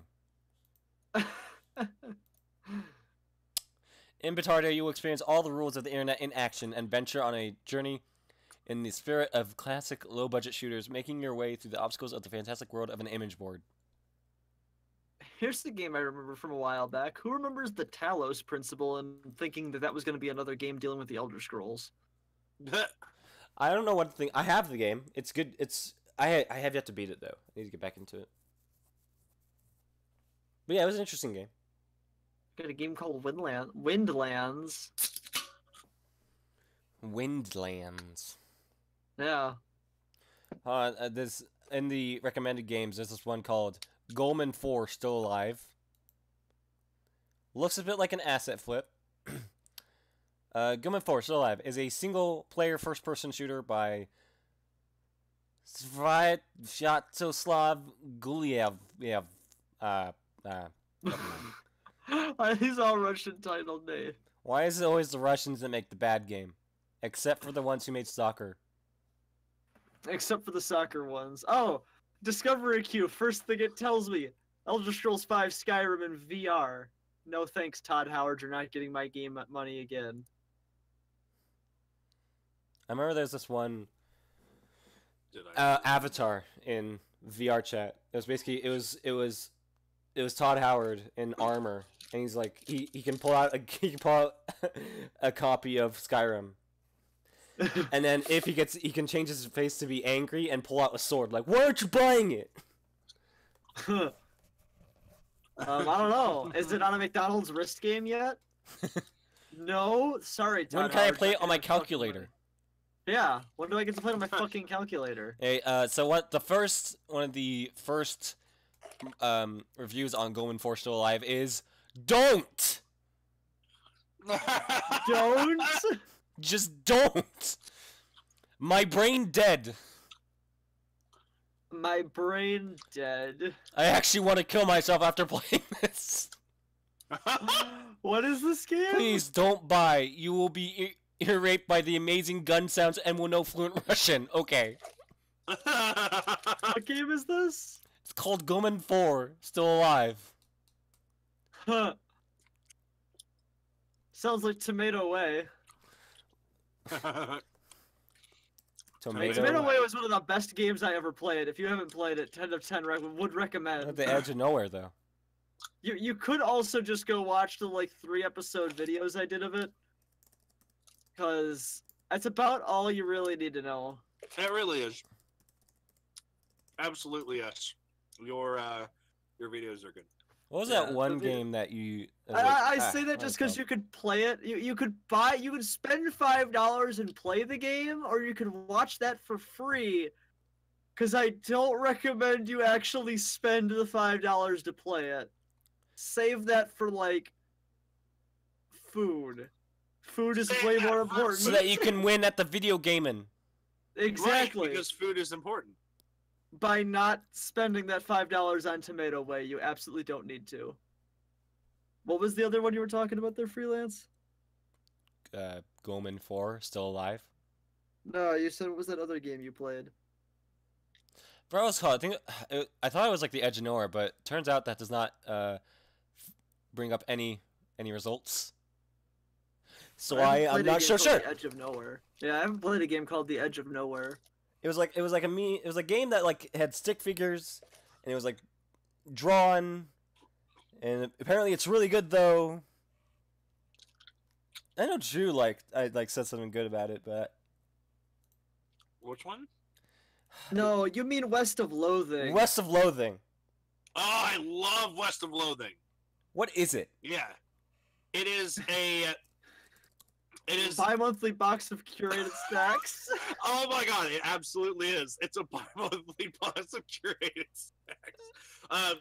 West of Loathing is a tongue-in-cheek take on the RPG style game. The writing is quirky. Every dialogue is a series of jokes.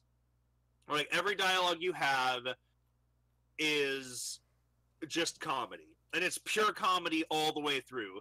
The game has no serious takes. Like, there is a story, and you can complete it, and it is very good. But it's never serious at all. It's based on the game that was a browser game back when I was young, which is still going today, by the way. Isn't that Kingdom of Loathing. Yeah, that's the one with the I remember playing that, actually. And Kingdom of Loathing is the same way. It's tongue-in-cheek. For example, there's a one of the adventures you can do in King of Loathing gets you bum rushed by a rushing bum. And when you defeat him, you can loot a bum cheek.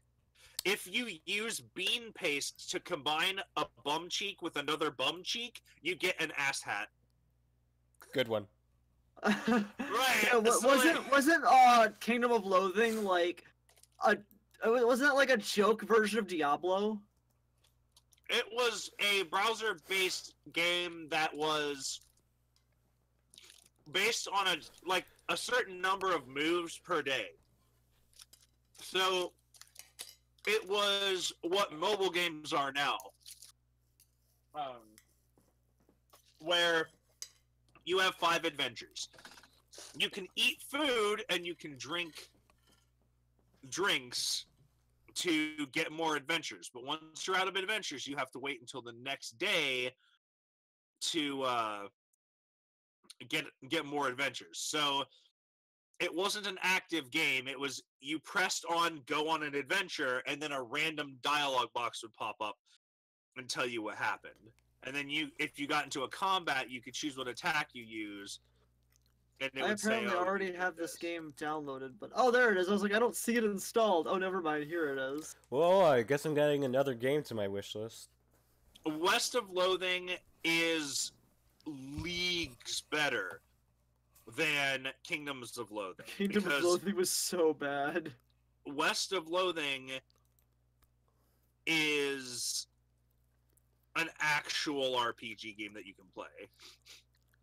You kind of can't play West of Loathing. Not like anymore. Now it's just annoying.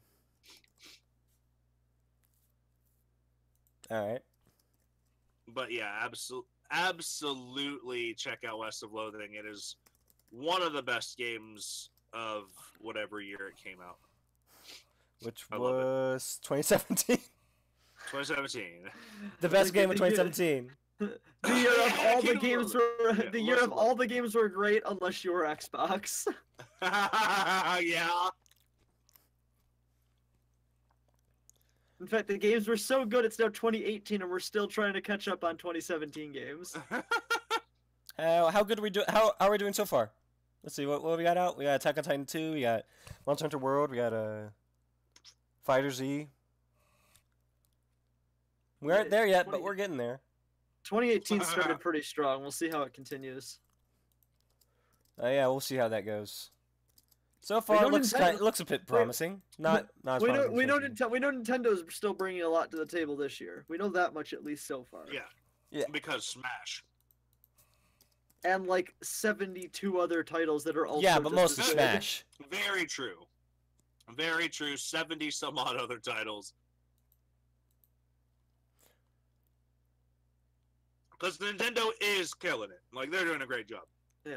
Yeah, but Smash though. But, oh my god, Smash! I am But so that- excited for Smash! But Becky, let me smash. Oh, I'll Smash get is her gonna the be so blue. Bitches love the blue. good. Blue. Yellow. I want to see what other stuff has. I want to see what PC and PlayStation has coming to the table Smash too, though. Circuits Online. Because let's face Smash. it, Xbox has nothing coming to the table, so I don't care what they have Right. coming Crackdown out, 'cause 3. nothing's coming out anyway. What the fuck is Crackdown 3? Exactly. Crackdown 1 came out how long ago, and everyone got it as what? A bonus game that was extra for buying another game? Maybe. Maybe. So what am I gonna get this as an extra thing for buying another thing, or do I have to buy an Xbox to actually play it? Maybe. I don't know.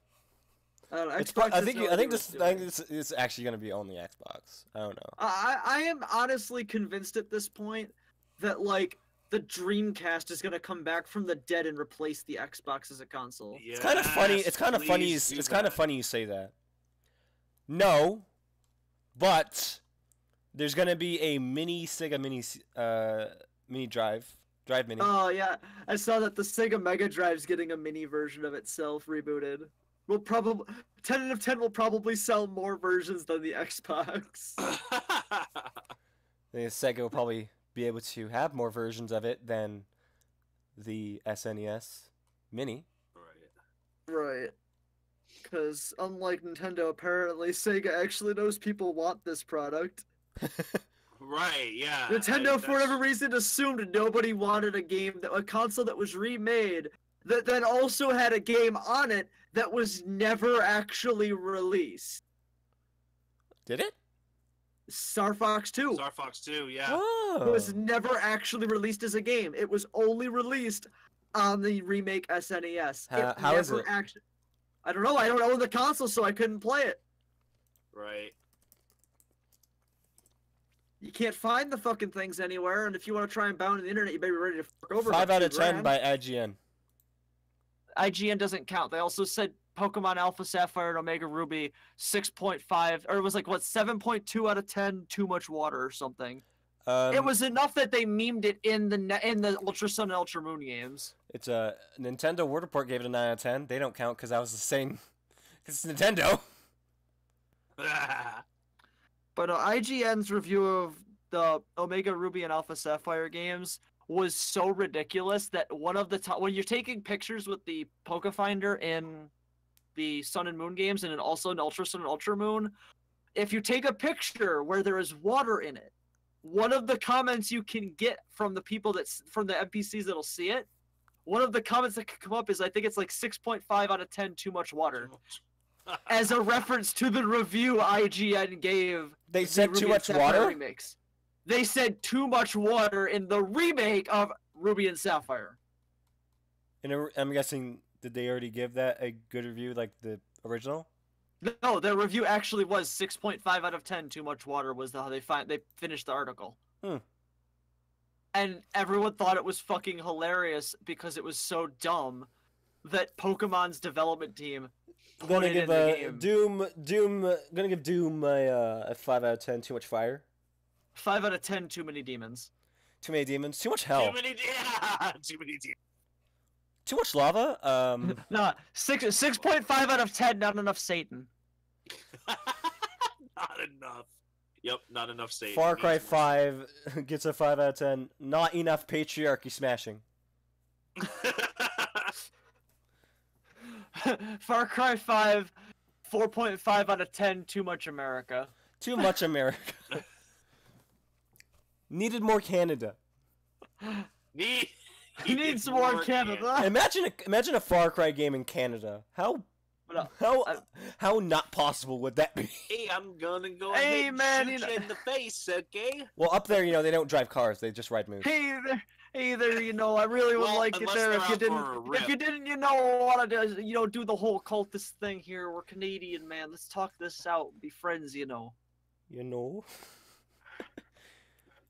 Sorry. Oh, sorry there, my friend. No, not sorry. I didn't mean to Sorry. bump into you. Sorry there. Oh, sorry.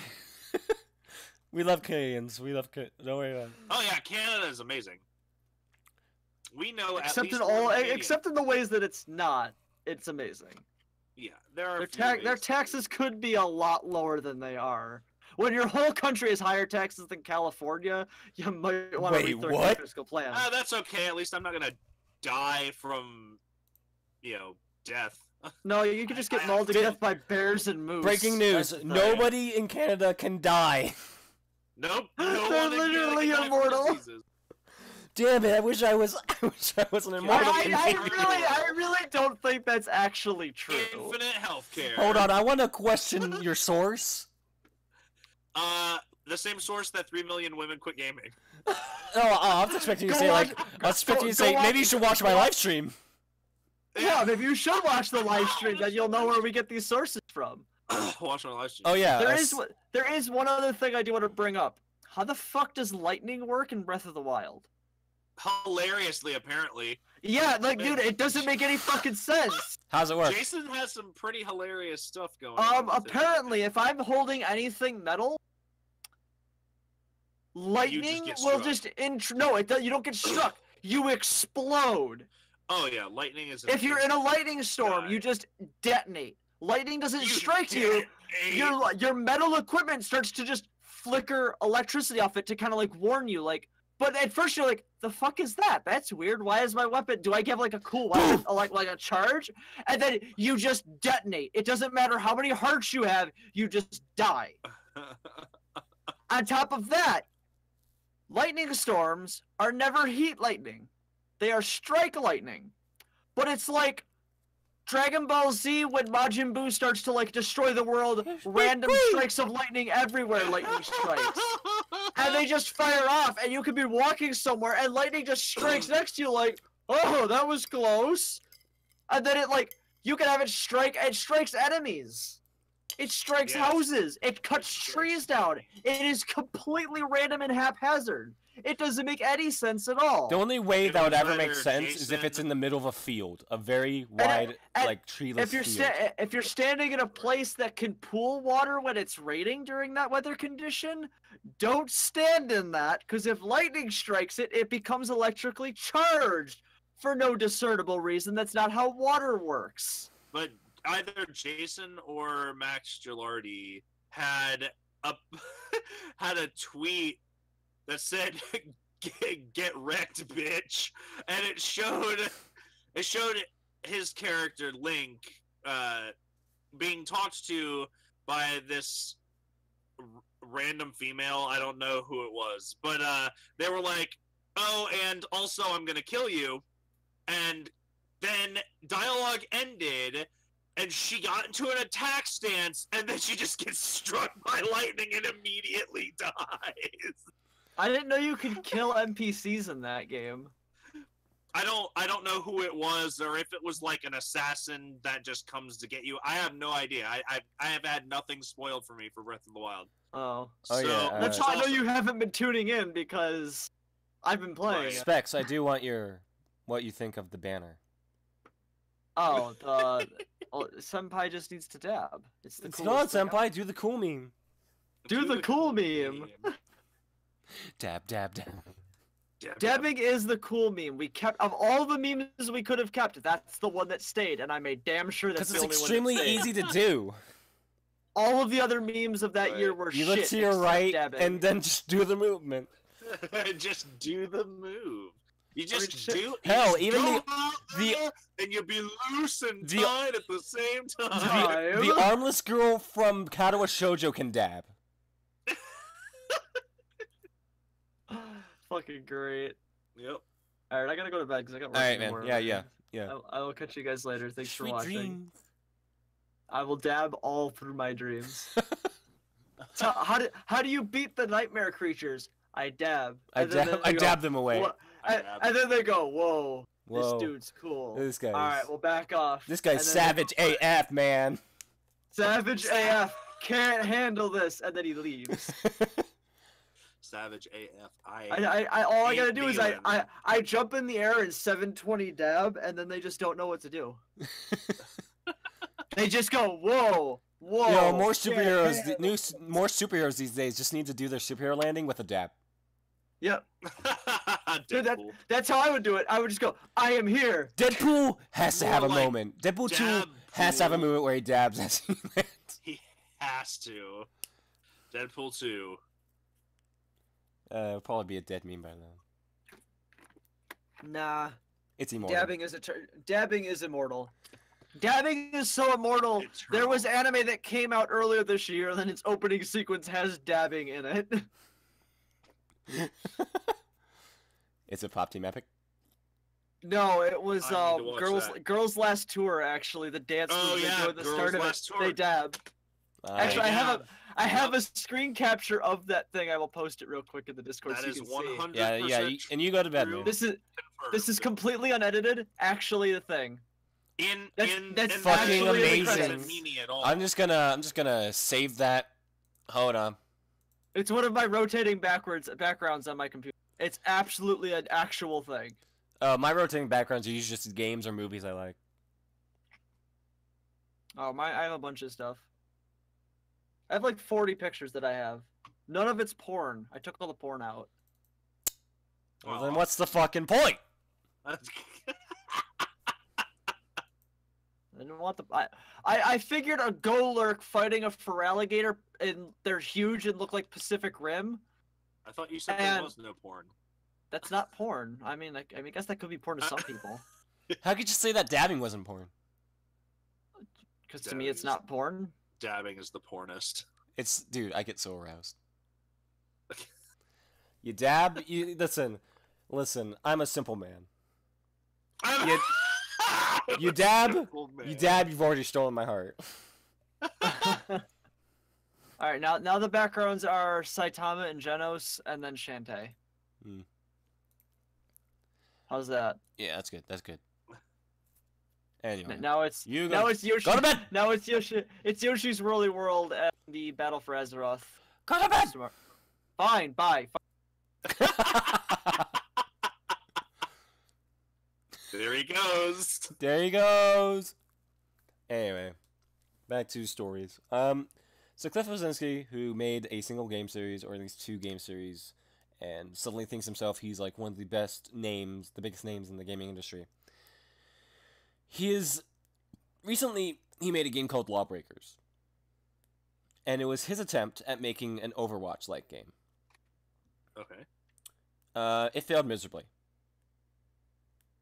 It Oh. wasn't a bad game, just nobody gave a shit about it. Right. And it probably has 0 players on it right now. Maybe if any, 1. And it's a multiplayer game. One player. It's like, yeah, like that one guy from that one Fairly Odd Parents, like, I'm a wave of 1. He's trying Let's to. see what the fan thinks. I don't remember what happened, man. It's been a while. But anyway, he's trying to make a new game. And you want to guess what the genre is? Lawbreakers. So Lawbreakers came out at a time when Overwatch-like games were popular. right. What's popular right now?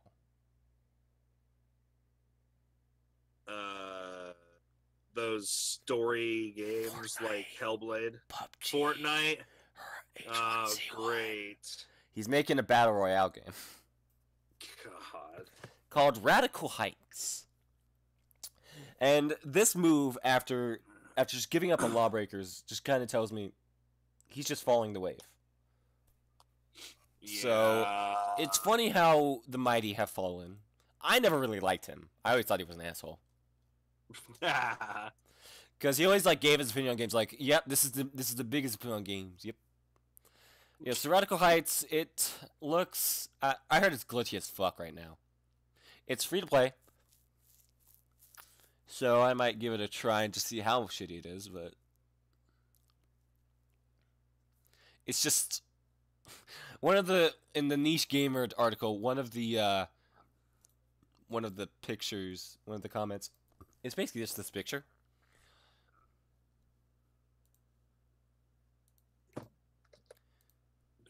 I put it in the Oh, in the actually. yeah. I'm going to put the picture up for you guys as well on the stream. Let's see. Okay, so it should be fairly close to the front. Oh. Just That's a not the coffin. right It's just picture. a sort of. It's this. SpongeBob Patrick. It's this picture right here. There it is. Basically, yeah, his days are fairly numbered if he keeps going down this road of just following trends and not making his own games. Yeah, so I was never really impressed by whatever he's done. Gears of War was okay.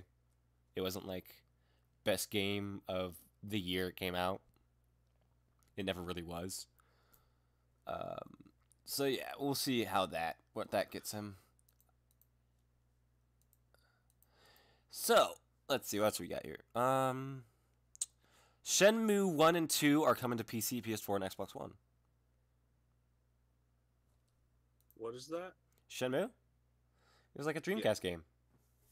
I am looking See, for it sailors. sucks. I never had the Dreamcast. I am and looking that's for super sailors. unfortunate because Dreamcast is something I missed. It's like one of the games that kind of missed it. popularized story-based games instead of just like games that like story-based have it was probably the game that might have even created quick time events. I've heard nothing. I've heard good things about it. Not many people like maybe not people will like it, but it's a classic on the Dreamcast. So my friend Brad is trying to get me to play Overwatch with him, and he was like, "Hey, do you work tomorrow?" I was like, "I actually don't." He said, "Overwatch?" And I was like, "Well, I can't until after D&D." And he was like, "No, I'm in Overwatch right now." And I was like, "Oh no, I'm doing my podcast right now." He's like, "And a podcast? What don't you do?"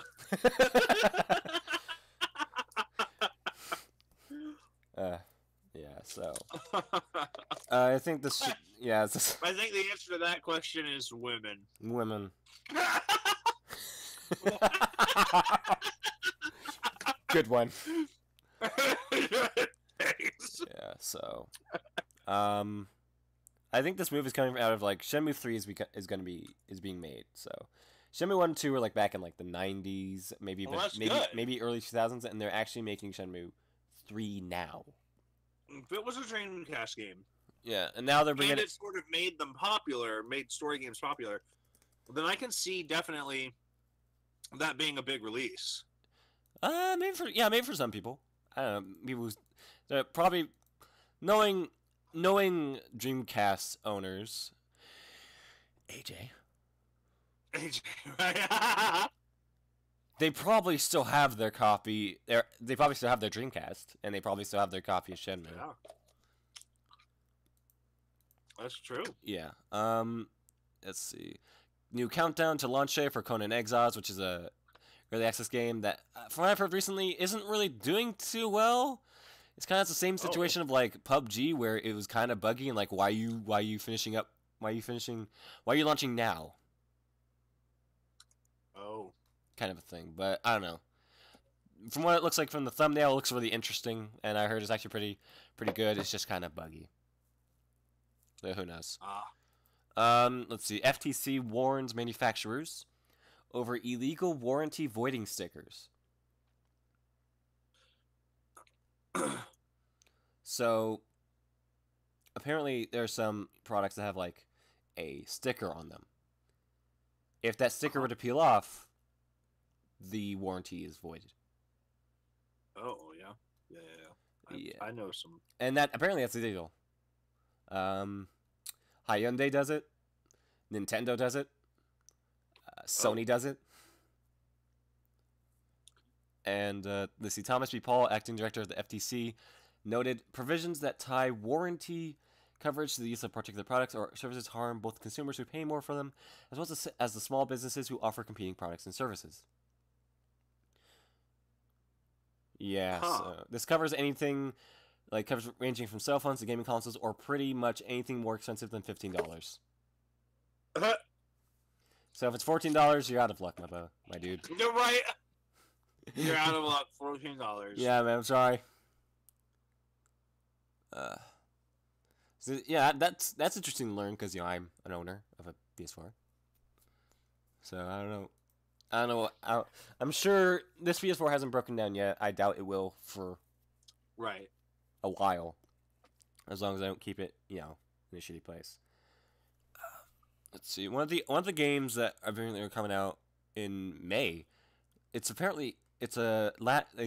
title is Lavishly Hand Animated 2D Adventure Game Forgotten Anne launches May 15th. Hand animated. Oh. So kind of like Cuphead. Huh. Yeah. The story is, imagine a place where everything that is lost and forgotten goes. Old toys, letters, single socks. The Forgotten Lands is a magical world inhabited by Forgotlings, creatures composed of mislaid objects longing to be remembered again. Forgotten Anne is a seamless cinematic adventure with a focus on meaningful storytelling and light puzzle platforming. You are Anne, the enforcer who keeps order in the Forgotten Lands, and she sets out to squash a rebellion that might prevent her master, Bonku, and herself from returning to the human world. That sounds interesting. Yeah. I'm sure a lot of the things are going to be like, why didn't you just make it to a movie? Yeah, I can see that. Let's see. Key features: it features discover a beautifully realized world of wonder filled with forgotlings, charming everyday objects brought to life, bursting with personality. Uncover the truth behind the harrowing conflict taking place between an impassioned ruler and ruthless rebellion. Harness the power of anima, the energy that brings life to the Forgotten Lands. Use it to solve puzzles and command ultimate control over forgotlings' lives. What? Huh. Choose carefully. Your words and actions can alter the tale being told, thanks to a branching dialogue system that places the power in your hands. Run, leap, and soar as you strive to guide Anne home, unlocking areas and abilities along the way. Enjoy hand-animated visuals created using the same traditional techniques that brought your favorite animated movies to life. Ooh. Immerse yourself in a soaring orchestral score performed by the Copenhagen Philharmonic Orchestra. Oh. I don't know what that is, but it sounds good. Yay, Philharmonics. You go, Copenhagen. I'm glad they're getting business. This is more of just a silly story. Something I wanted to bring up. So, apparently THQ Nordic, who I guess published that one game I told you about, Elex, done by... Yes, Elex. Yeah, they will be skipping this year's E3. Oh? For one reason. Uh-oh. To watch 2018 FIFA World Cup. Oh my god. It's with great... That's so European of them. It is with great regret that we at THQ Nordic must report that we will be unable to miss a single moment of this great sporting event. Therefore, we will be forced to stay in our lovely VNS beer gardens, blowing the froth off a couple, watching football, and one or two cool press conferences on Twitch, looking at you, Devolver, instead of rocking it ourselves. We have to admit, we're going to miss our 9 a.m. pint of beer in the ye old King's Head pub in Santa Monica, where they show all matches live, but with the World Cup being held in Russia, it would mean a 7 a.m. beer. That's too early, even for Austrians, let alone the Swedes. We are looking forward to presenting all of our great upcoming games like Darksiders 3, Biomutant, Fade to Silence, or Wreckfist, and even some unannounced titles for the first time at Gamescom in Cologne, Germany, shortly after at PAX West in Seattle. I respect that. Yeah, they're European. They're European. They're allowed to skip stuff. So we're just They're gonna allowed to skip while you important guys are things for stupid watching things. your E3 shit, we're gonna be getting drunk, cracking open a cold one with the boys. Yeah. We should probably do like an E3 event. Maybe. Yeah, we probably should. Yeah. So that I'm just saying, sure, why not? Why not? It's funny. Up. It's funny. It's funny hearing that like THQ Nordic is actually a company that's still going on. Like I thought THQ was defunct. I thought they were bankrupt. Right, me too. So I guess it's just been brought down to one company, which is weird. But I mean, it's great. THQ's games were always a part of like my childhood. I guess like with SpongeBob SquarePants games and Red Faction and all that. So it's nice that they aren't completely gone. Right, I agree. Let's see. Oh, a little bit of a celebration story here is that the well-loved Shovel Knight has sold over 2 million copies. Whoa. So, Yacht Games has announced total worldwide sales for Shovel Knight have topped 2 million copies. The game sold 1 million copies 18 months after its first launch, while it managed to reach 2 million 26 months later by the end of February of this year. Let's see. PC sold 24.4%.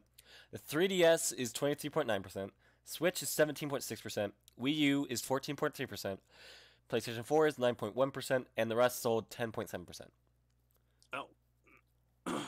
So what was the highest sell? PC. That's what 24.4. Still not as high as the percentages I thought. Well, Shovel Knight for Smash, seriously. Shovel Knight for Smash, man. Yeah, dude, I would welcome that. Definitely. Like that was one of the requested when they did the request the next Smash character ballot thing. Shovel Knight was one of the requests. Mm-hmm. It did really well too. But, Bayonetta or Cloud rather. I don't know why. Hey! Hold on. Cloud Strife does not belong in Smash. You have to realize that this isn't like the vote wasn't one of like which character would work the best for Smash. It's what's your favorite character? Right. Everyone was like, Cloud! Oh my gosh! Oh my god! Yeah! But no! I'd have been like, Terra, come on, Final Fantasy 6. They're like, no, Final Fantasy 7 is the best! That's what they sound like. Yeah. People who like Final Fantasy 7 sound like that. I mean, I like Final Fantasy 7. I mean, I also like Final Fantasy 7, but it's nothing compared to a couple of its other brothers and sisters. Like Final Fantasy 13, I know, right? Oh, yeah. Oh, my favorite. No, like Final Fantasy 6, and Final Fantasy 12, and Final Fantasy 9. Well, yeah, but you have to realize like the importance of Final Fantasy 7, what it did. It is super important. Yeah, like Definitely. that's why we still think Cowboy Bebop is very important because it brought anime to the West. Yeah, I agree. And it is more culturally significant than it is good as a game. It is definitely more important than it is good. It's still pretty good. But it's still pretty good. Yes, I agree. I mean, let's talk about a game that I never thought I would hear news about again. All right. Bullet Witch. Bayonetta? Some of you might not know what it is. I do not know what Bullet Witch is. Bullet Witch was Bayonetta before Bayonetta was a thing. Ah. It was a third-person shooter developed by Kaguya for the 360 and Microsoft Windows. It was released in Japan in 2006 and in Western region in 2007. Published by Atari in other regions except for Japan. Set on a post-apocalyptic Earth, the story follows the witch Alicia Claus as she hunts a powerful demon. Players control Alicia through linear levels, using your gun to fire multiple types of ammunition at humanoid and demonic enemies. Honestly, when I saw gameplay of this when I was younger, I thought, man, this looks interesting. And then I find out, oh, it's shit. I never played it. Oh, you never played it? No, I looked up things about it. Let's see, the highest, not the highest review it got is not even that high. It's like 6.5 out of 10. No. Oof. Oof. Yikes. Yeah. Oof. Oof, indeed. Roblox. Oof. Oof. And recently, it's going to be heading to PC on April 25th. Is it Like changed a in any re-release? way? No. Oh. Originally released for the Xbox 360 in 2006, Bullet Witch offered a unique combination of Japanese dark fantasy aesthetics and Western-style military action. This hidden gem is coming back and will be hidden gem. We're coming back and will be ready for action on Windows PC for a new generation of gamers with a host of visual and quality of life improvements. Take control of Alicia and her powerful multi-purpose gun rod. So wait. That's what I like to call my dick. Gun Got rod. him. So their sales pitch is the people when we released this game, it was ahead of its time. That's their argument. Technically, technically it was because Bayonetta. What it was? Okay. Because Bayonetta. Yeah, that's true. Because Bayonetta came afterwards. So I'm not saying, oh, it's a great game. Innovation. Innovation that excites. I guess you could say it's kind of like Trespasser, except maybe better. Oh, Trespasser was so good. I don't know. I always liked the aesthetics of Bullet Witch. I thought it looked interesting. I heard the character was interesting. That was about it. According to the reviews, it had a destructible environment, which was very well received. Spellcasting. Spellcasting doesn't. Bullet Witch shows promise, but it ultimately fails to deliver anything more than a forgettable ho-hum third-person shooter. And that makes me kind of like, honestly, I really like the aesthetic of the game. It looks really cool. I just wish it was good. Yeah, gun rod to lay waste to demonic foes by bullet or spell, even using the surrounding environment as part of her arsenal. All original cosmetic and content DLC is included in this release, providing access to every in-game costume immediately and adding bonus missions that expand the length of the campaign well beyond the story's conclusion. Oh. Well, that's good. One of the comments is, looks like a shitty PS2 game, adds to wish list. That's awesome. I like that. It looks like a shitty PS2 game. I want it immediately. It's going to be during launch week. The game will have a 10% discount. Otherwise, its regular selling price is $15. Okay, so perhaps it will be well received. Well, now that it's being released with that much money, with better visuals and all that, yeah. But I just never thought I would ever hear about this game again. Bullet Witch. It's just such a random game to bring up again. Yeah. It's like saying, let's see. I gotta think hard.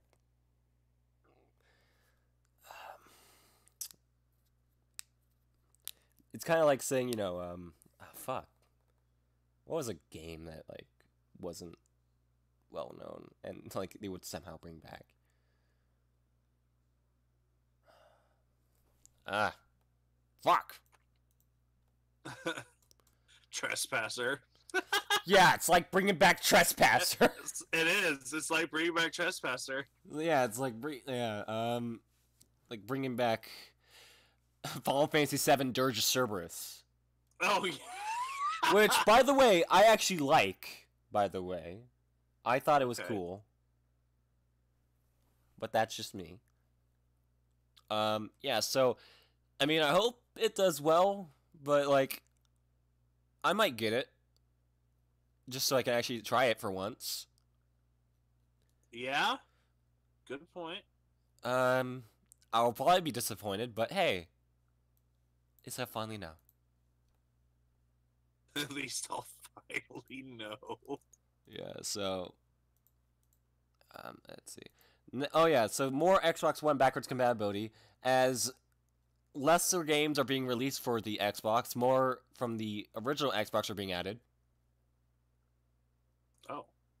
So they're just I guess their excuse for not having as many good games is putting in older, better games. Let's see.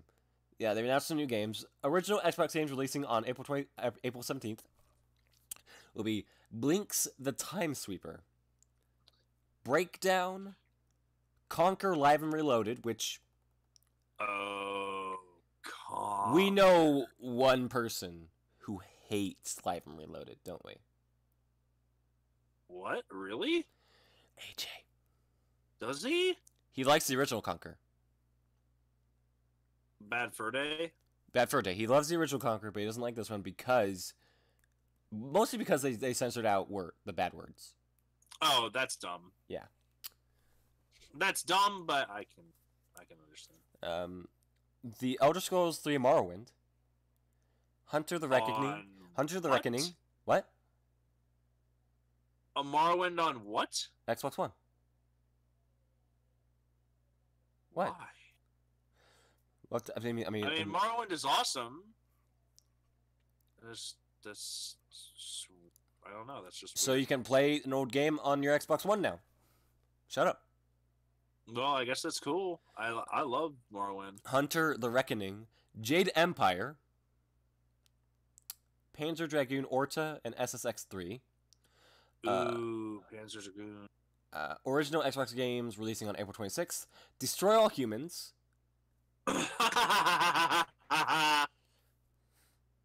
Destroy all humans. Sorry, I'm just rest in peace, pandemic.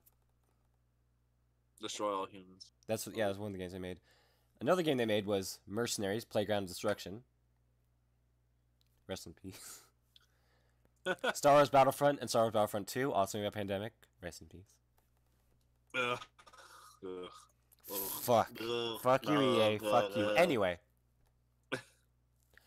Other games are Full Spectrum Warrior, MX Unleashed, Panzer Action Fields of Glory, and Star Wars Jedi Knight Jedi Academy, which is great. Jedi Starfighter, Knights of the Old Republic 2, The Sith Lords, and Republic Commando. All 19 of the aforementioned titles will be playable with the game disc should you own it, as well as digitally. Yeah. So, lastly, Microsoft also confirmed that Sonic Generations was added to the playable Xbox 360 titles on Xbox One list, and that several Xbox 360 games will get Xbox One X enhanced updates, including Darksiders, Gears of War 2, Portal 2, Red Dead Redemption, and Star Wars: The Force Unleashed. Well, good. How many people have an Xbox One X? Let's see. I want to see. I want to see the Xbox One X sales. How are we doing? How we doing? Let's see. Sony's PS4 still outsold Microsoft in November, despite the Xbox One X. Oh boy. Oh. Woo. That's bad. Wow, that is bad. Let's see. From February 3rd, 2018. The Xbox One X has been out since November. Microsoft's got some great news. The Xbox One X is officially a success. Oh, okay. Took them several months to get there. Great. Yeah. Hooray for them. Oh god. Well, at least you got that 4K. At least you got that 4K. Them sweet, sweet 4Ks. Sweet 4K. Okay, so as we have talked about before, DS1, there's going to be a Dark Souls remastered. Beta codes have been released, like, 2 weeks ago. And doesn't look that much better. Not only that, it might even look worse. God, how? Because one of the things about the first game is that the armor, like, shined like real armor. And this one, like, because it kind of almost reflected the world around you, almost. Oh, okay. And this one, it doesn't. Oh. They might have upgraded the lighting. But, other than that, not much has really changed. Yeah. I was expecting, like, Dark Souls 3 graphics, maybe better controls. That might have been it, but no, they decided to just, like... So those who are getting the just the port of the original Dark Souls on the Switch are getting the better game. Ah. So, you're welcome, Switch owners. It's just oh my god, it's just such a disappointment. I was like so happy to be able to play Dark Souls 1 again on like a PS4. And now it's I need to play Dark Souls. You should. You should. I have them all on Steam. Yeah, you should play them, man. They are hard to follow, and they are hard, but it's not as hard as people make out to be. Well, like, compared to The Evil Within, is it like... That's different. Is it... Oh, what one has guns! You know what? I bet it's like Gothic. It probably is. Except it's probably not... Gothic is Except like... it has a better expansion pack. Oh my god. Damn! Everything Laying it down! Pack. Man, I'm just so savage AF. Jesus, that is savage indeed. Yeah, so... Not exactly an expansion pack, but it is DLC, and it does add more shit to the game. But yeah, no, Dark Souls 1 is really good. Dark Souls 2, I say it's good. Some people don't think so, but I think it's good. It might just have That's a little bit more. matters to me. Yeah. And then there's Dark Souls 3, which is good, but it's the shortest one. Oh. And it was when I first played it and I first beat it, I was like, this was kind of a disappointment. Oh, no. But I played it again, and I'm like, you know what? No, this is actually a good game. Dark Souls 1 will still beat it out because it's just started it all. Well, it didn't start it all. Demon Souls started it all, but Dark Souls 1 kind of made it popular. And Dark Souls 1 has great story, and you will love you will love Solaire. Yes. Praise the sun. Jolly cooperation. And just like bosses that were fair. None of them were really fair. The only one that was unfair was Pinwheel, and that's because it was unfair against you because you can beat its ass pretty quickly. But it had some awesome boss design. Like especially in like looks. There's one that's single player, which is what I like. There's one character. Well, it's not exactly single player. No. Because enemies, like other players, can invade your game. Yeah, and fuck you up. I'm not joking. Turn that off. I think the servers might have went down for Dark Souls 1, or maybe just Demon Souls. And no, I mean sometimes you can even like hire people, like get people to help you, summon people to help you with certain bosses. Right. Or even like I guess this will only count for like the ones that are NPCs. If you're able to get Black Iron Tarkus for the Iron Golem fight, get him and just don't fight the Iron Golem. Let him fight the Iron Golem. He's got this. No, seriously, it's like when I've seen of it, it's the coolest shit. Oh. Huh. Basically, what he does is that he's like this Iron Golem, this huge Iron Golem, and he's just a smaller guy. He goes up to it. He dodges the hit, just hits it. Makes it stumble, and then hits it again and hits it off the whole entire building. Holy just like, yes, dude. So cool. Of course, in Pete's Saliva stream, knowing her like presence makes games not function. He died. Like, God fucking damn it, Paige. Why does nothing work for you? How? Oh yeah, by the way, also Peach is having a much easier time with Undertale now that she's able to kill.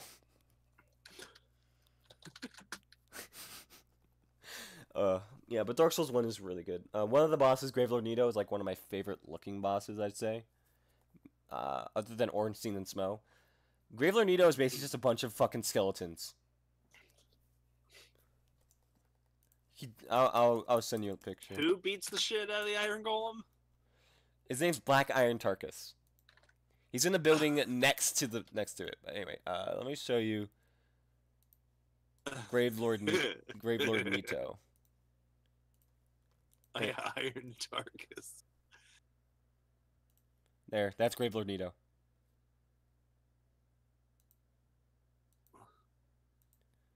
Okay, there goes Tarkus.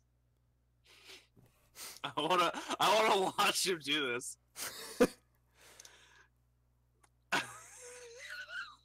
You seeing it? Yeah. Like you just let him go. It's like it's like releasing a wolf into the forest. Oh, it just slams him on the ground. Oh, he just gets back up. Tarkus is dude. You're Tarkus, man. Are you freaking? It's just oh, what? It can't hit him. One of the videos says, Tarkus, he is better at this game than you. Tarkus is oh, he got it. No freaking way. Tarkus. Tarkus needs no assistance. That's how. Yeah, it says Dark Souls, the legendary Iron Tarkus needs no assistance. Tarkus solos Golem. Oh god, it's amazing. It's the That's best. so funny. Holy crap. Yeah, and you can get his armor later on in the game, which is probably. I think I used that armor to the end because it's actually really good armor. That is excellent. Yeah, but there's lots of things you might not know about the game. Like, there's a whole level that takes place inside a painting. Oh yeah, I do not know that. Like you have to look up a lot about the game. It's hard, but it's hard until you're able to understand it. Right, that's what I've heard. I've heard that it's overcomably hard. Yeah. Like the only reason, like the only reason it's such like a meme is because the first level has it as like, oh, you just walk through, you kill a few enemies. Oh, there's a boss. And he's got a sweet ass. He does actually. He has a really good ass. Yeah, but so look in the Discord. I put a picture of Gravelord Nito. What? Gravelord Nito, the boss that I was talking about. Oh yeah. Yeah, he's just a bunch of fucking skeletons. Oh my god. Yeah. Holy crap. He's awesome. Gah! That's amazing. I want to beat him. Let's see. The Iron Golem isn't much of a fight. The only reason that fight is so amazing is because of Black Iron Tarkus. Ornstein and Smo is an interesting fight because it's two people, and if you kill one, the other will absorb his body and gain his power. Oh yes. So if Smo dies, Ornstein gains his power and becomes bigger. If Ornstein dies, Smo smashes his body when he's questionably still alive. Oh. And now he has electricity powers. Oh. Okay. Yeah. Awaken the beast within. Ornstein Smo is like one of the most famous bosses from the game. Okay. Seath is an interesting boss fight, but he's only interesting because you have to die to him first, and then you have to go through a whole map to fight him again. It's weird. Um, let's see. There's one that just takes. Yeah, so yeah, you'll like the game. You'll love it. Dark Souls 2. That's what Bob says. He Dark says Souls they'll 2 all is really like iffy it. because it's mostly just the bosses are mostly just people with swords. That's what people think I about. see. But I still thought it was interesting. There's one boss called the Pursuer who, even after you kill him the first time, will keep coming as a ghost in certain levels. Like like when I killed him, I was like, okay, that's it. I hated him because he was so hard. And once I finally beat him, I was like, oh, finally, I never have to fight him again. God damn it! I'm walking through the one of the maps called the Lost Bastille. I'm walking I've killed all these enemies in this area already. All right, just gonna go back to the bonfire. Wait, what's that portal? Is that the ghost of the Pursuer? It was the ghost of the Pursuer. Oh my god, I'd be so mad. Yeah, and he shows up like 5 times. And you have to He's beat him. annoying You don't have to beat him every time, but it's free money. That's true, and money and experience are limited. Yeah, I'm trying to think of like I thought the Lost Sinner was an interesting fight just because it just looked cool. It's a dark room, and it's this person who has their hands bound, but they can use a huge sword. Oh. Yeah, let's see. There was, like I said, yeah, they're just people with swords, really. But I'm trying to remember. People with swords are cool. I had to go through some of the DLC. There's one DLC boss that's actually really cool, and that's Sir Alone. He's a knight of a kind of a European kingdom, but he is from an Eastern land. So a lot of his attacks are very Japanese based.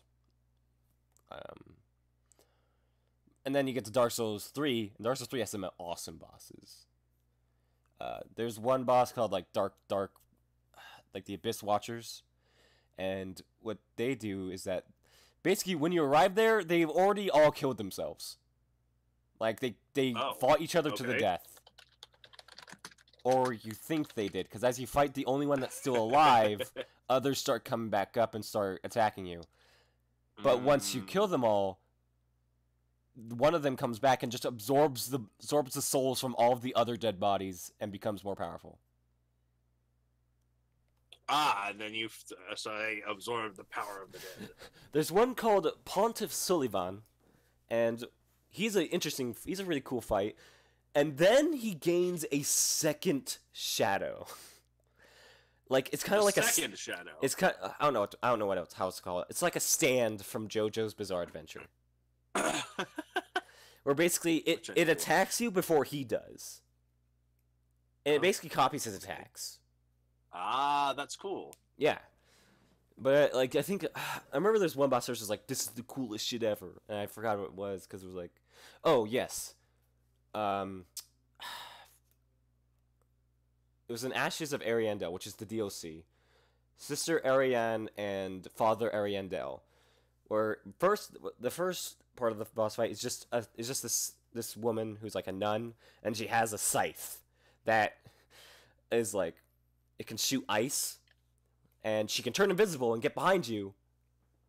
And the only way you can know where she is by listening for her footsteps. But then as soon as you kill her, it's okay, we're done. Where are you? Because as she dies, she dead, and then her blood leaks over to Father Arendelle, and he just starts going crazy and just screaming. And then he breaks from his bonds, and he bangs this bowl against the floor, and it starts leaking lava.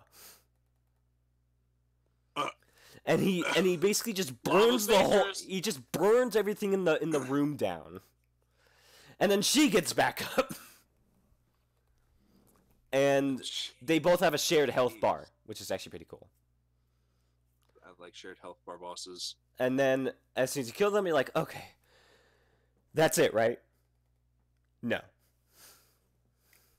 Of course she not. gets back up. Just her though? Just her, and she becomes Black Flame, sister, Ariane, and she gets tooth size, and she's like just this amazing set of combos. Like it was my favorite boss fight is from Bloodborne, which is Lady Maria, but this got close to it. And then there's one more boss I want to talk about before we move on. The demon prince. It starts off as two demons. The demon of pain and the demon from below. They each have a different kind of ability. One's like more ranged, one's more crazy and melee based. I think pretty sure it's like if you kill, I don't know if it's either if you kill one or if you kill them both, but they both just split together and turn into the demon prince because the demon prince was split in half at one point in his life and he became two demons. But now he's back together. I thought that was a cool concept for a boss. Ooh, that is cool. So yeah, you love Dark Souls for the story, for the voice acting, for just like the combat and the bosses. I've never heard anything bad about Dark Souls except it's too hard. But that's all. That's not exactly a bad thing. That's just the voice of a noob. Of a noob. I will be able to. Listen, you're gonna have to prescribe him a little bit of Get Good. Get. Yep, you gotta drink your Get Good. Like I have a picture. Hold on, I will be able to beat it, for sure. Yeah. Oh wait, did you go to the bathroom? No. Go to the bathroom, dude. Very badly. Go to the bathroom. Okay. I'll just talk. Let's see. What are we gonna talk about? Let's see. Other bosses were okay. Like I said, Dark Souls 2 doesn't have the best bosses, but they're serviceable. Some of them, I think like one of them was actually really interesting. I forgot the name of it. DLCs were better though. Let's see. Dark Souls 3 had some. What are some of the good boss fights? Like I'm just trying to think of ones that I remember, which is a bit difficult. Let's see. There's the first boss you really ever fight in the game, which is the Dark Beast, and he's pretty cool. He basically just slides around and like has ice powers, and it's an interesting fight. Oh, there was one fight. No, there's two fights actually, but there's one fight that's basically just like she's like it's called a dancer, and her movements are so fucking creepy. They're so like loose, and it's like she's like a wisp of smoke in the wind, and she goes around and like as you fight her, the room sets on fire, and it's really cool. I'll explain that to Drew once he gets back in here. I'll just tell him to look it up. Let's see. One other boss fight was the princes, the two princes, Prince Lothran and another one. They're both cripples. They don't have legs. They can't use their legs. And basically you fight one for most of it, and he teleports around and he stabs at you. But then once you kill him, his brother climbs on his back and heals him back up together. So, and then it becomes a boss fight where you have to kill one of them before you kill the other, because if you don't, he'll keep reviving the brother.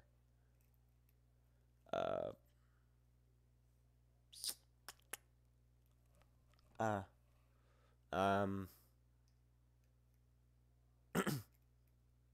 trying to remember.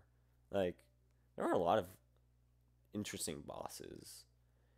There are some that are just like gimmick boss fights. Like there's one that's basically just like you're teleported to this dark room and there's this like item in front of you. It's like, okay, I'll just go pick that up. You pick it up, like a light goes on and there's this huge skeleton dude in front of you, and you have to slice at his like armbands, because they're the thing that keep him alive. I'm sorry, my voice is a bit weird. I've been getting over a sickness, and I've been reading a lot from the visual novel. So yeah, I think my voice has been like kind of maturing a bit from that. We'll see. I don't know if it will stay like this, but if it does, that'd be pretty cool. Yeah.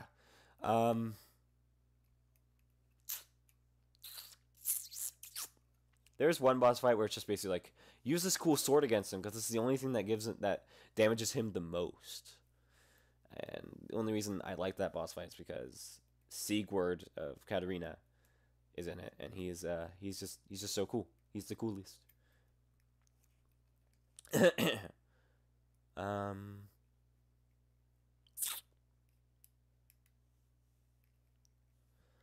The end of the last DLC, the Ring City, has a pretty interesting boss fight, but I'm not sure I'd call him. To my friend, he's the best boss fight in the entire Soulsborne series, and he does have some very interesting ideas, and he's very hard, and he's but not like he's hard, but he's not too hard. If you know what you're doing, you can probably beat him.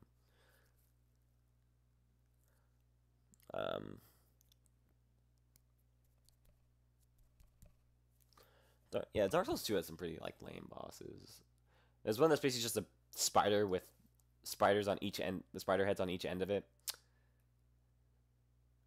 which was weird.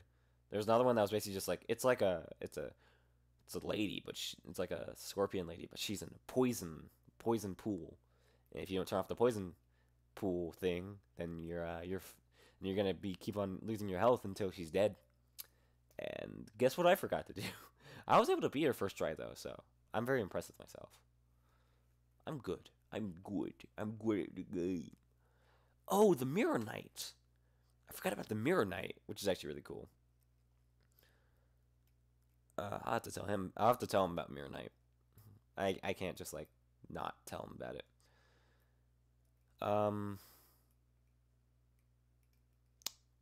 Let's see. The last boss is pretty interesting. There's like what was his name? I forgot his name. The guy was in the lava area of the game. He's like this huge demon king. I think his name might have been the Demon King. I don't know. But he was just like kind of lame. He wasn't fun. He was just because he was the boss where like if you stay in one area you will die, so just stick around a corner and and that's a good place to hide from him. And then you just go out and fight him. It gets boring. I think it's not like, nothing like fights like Artorias, which is an amazing fight, or Sif, because it's a dog with a fucking sword and that's cool. I'm just trying to remember some other like Dark Souls 1 had like there was that one boss which was what was his name? He was like I would call him the third boss in the game because you fight him after the Taurus demon. And you go down and he's in the very small room, and I forgot the name of the boss, but that's like a wall for people because it's so like if they don't know what they're doing, they're just gonna stay there and not go up the stairs and kill off all the dogs of the boss before deciding to kill the boss. Like they have to know what they're doing. I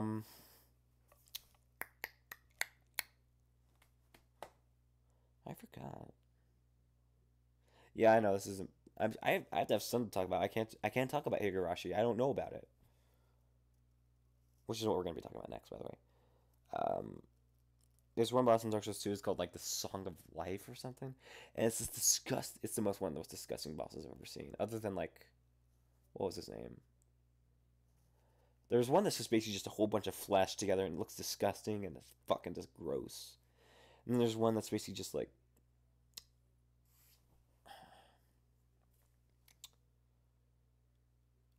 oh yeah, it's basically like a frog person, but they have like a cover over their face and they can pull it open to do attacks.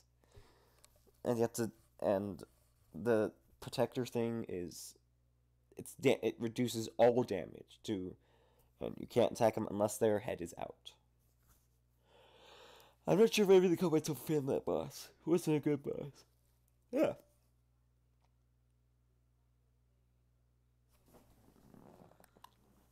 Where the fuck is Drew? That is I mean, does he have to? I guess he never said he had to pee. He just had to go to the bathroom super badly, so I guess he might be shitting. Yeah. All right, let's just talk about other things. I've been watching more Ancient Magus Bride. I watched the next two episodes after episode 21 because I'm watching the English dub, which is really good, by the way. English dub is really good. And yeah, I'm still liking it so far. It still manages to make me cry. And we're about to hit the final episode in the season. I'm just like, I want it to be over because I do want to move on to other anime, but like I just want the story to. I just want a happy ending, and obviously it's not going to be happy ending for too long because another season of the show will probably come out. But I'm definitely excited for that. What are you talking about? Huh? I'm talking about Ancient Magus Bride. Oh yeah, people were freaking out about how good that anime is. Yes, because it is. Like I can't think of a single thing I hate about it, or just even Neither just, can even just well, like everyone, yeah, and that's good. which is good. Yeah, no, It's really cool. the only thing that people might not like is the premise is a bit iffy because it's about a 100-year-old like creature that wants to make a 15-year-old girl his bride. But the thing is, the creature is so out of touch with people. It's practically a child. He doesn't know what a bride really is. He doesn't know what love is, technically, I guess. He doesn't like he has to learn like all this stuff. Like they basically teach each other things and they learn to rely on each other, and the relationship is very well established by the end. Anyway, I was gonna tell you about one other boss called the Mirror Knight from Dark Souls 2, and it seems like a regular boss fight where it's just a guy with a shield and a sword. Like, oh, nothing really to see here. Okay. But then he lays his shield down, and then you see someone inside the shield. It's like this like light figure, and they start banging at the glass, and then they break through, and it's basically an NPC, like an ad, which is like a person who, which is additional enemies in a boss fight. So he can actually summon people for the boss fight, which is cool. Anyway, That is cool. Higurashi. Yes. Tell me, Higurashi. what is Higurashi? Well, Higurashi is cicadas. That is, Higurashi is the Japanese word for cicada. You mean like the bug? Yes. So it has a lot to do with what, murder? Yes. What? How did? What? How did you equate that? Because I always equated cicadas with murder. Because whenever there's cicadas, there's murder. Well, no, but you're right though. The apparently Japan equates that too. Like they think about the cicadas are the souls of those who have been lost trying to speak, but they can't. Well, I have no idea. That's Well, it's called Higurashi no Nakukoro ni, which is Higurashi when they cry, or the full. Even though it's called Higurashi when they cry, the full English pronunciation in proper order would be when the cicadas cry. That would be the actual translation. So, Higurashi no Nakukoro ni is something I've never seen before. Since I don't read, I don't know how certain things work. And I don't know if this is true of all visual novels. So since you're reading one right now, you might be able to help me with this. Sure. With Higurashi when they cry, there are question arcs and there are answer arcs. What? Is that something that happens? Well, in visual explain what those novels? are. Well, okay, so the first two books in Higurashi when they cry are answer arcs, are question arcs for sure. So what they do is they tell a story And they ask a and question. they leave it open ended on purpose so that you don't have an answer. And then, so they ask two questions. So they have a bunch of questions for two games, and then answer them in the next two ones. Yes. Well, the third book in Higurashi is also a question, but it's the shortest one, and they wrap up the first 3 books in the last 2 answer arcs. So what happens is, in the first arc, your main character, who isn't actually the main character, but the main character that it follows, is Keiichi, and you see the game from Keiichi's point of view, and it's funny too because in the after party after the after every book there's an after party, and the characters in the book talk about what's happening in the story, and they split it into 2 opinions, and so they try to make you believe that both opinions are true, and you got to choose which one is right. But the characters are like, well, what does Keiichi think? And it's like, well, he's not here because he doesn't have any character. Because when you're playing the game, you're playing as Keiichi, so he doesn't need character art. But when you're in the after party, you're playing as the player, and Keiichi's a character. So they're like, oh, he's not here. He's researching the other script because he couldn't be here because he doesn't have any character art. And they're like, well, why don't we call him? So they call him on the phone and ask him his opinion. But the story revolves around a kid and his parents moving to a little village, probably As you most anime and visual novels. right. So 250, 300 people. No, maybe a little bit more than that. Maybe like 400 people. That's a good estimate of how big he grew up. How big Hinamizawa is. He moves there and he meets 4 girls. Right?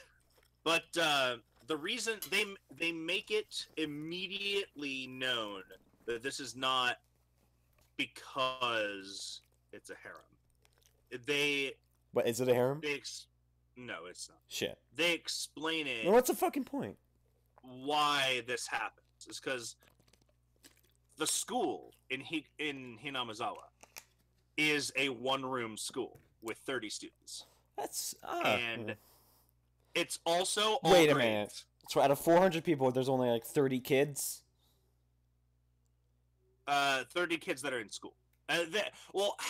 Only half of the kids in Hinamizawa go to the school. The other half goes to Okinomiya. They ride their bikes to Okinomiya and go to school there. That's how they explain that. Okay. Okay. But there are 30 kids here. Is it like a murder classroom? No. The eldest student is Mion and Reina, and then there are 2 other girls, Rika Furude and Satoko Hojo. They are all in a club, and then Keiichi comes in. He's like 14. He's the oldest boy. Like the next oldest boy after that is like 8 or 9. So that's why the girls hang around Keiichi, because he's the only boy that's the old puberty enough dick. Well, yeah, but he's, as far as boys go, he's the only one that's caught up enough to the girls to like be mature.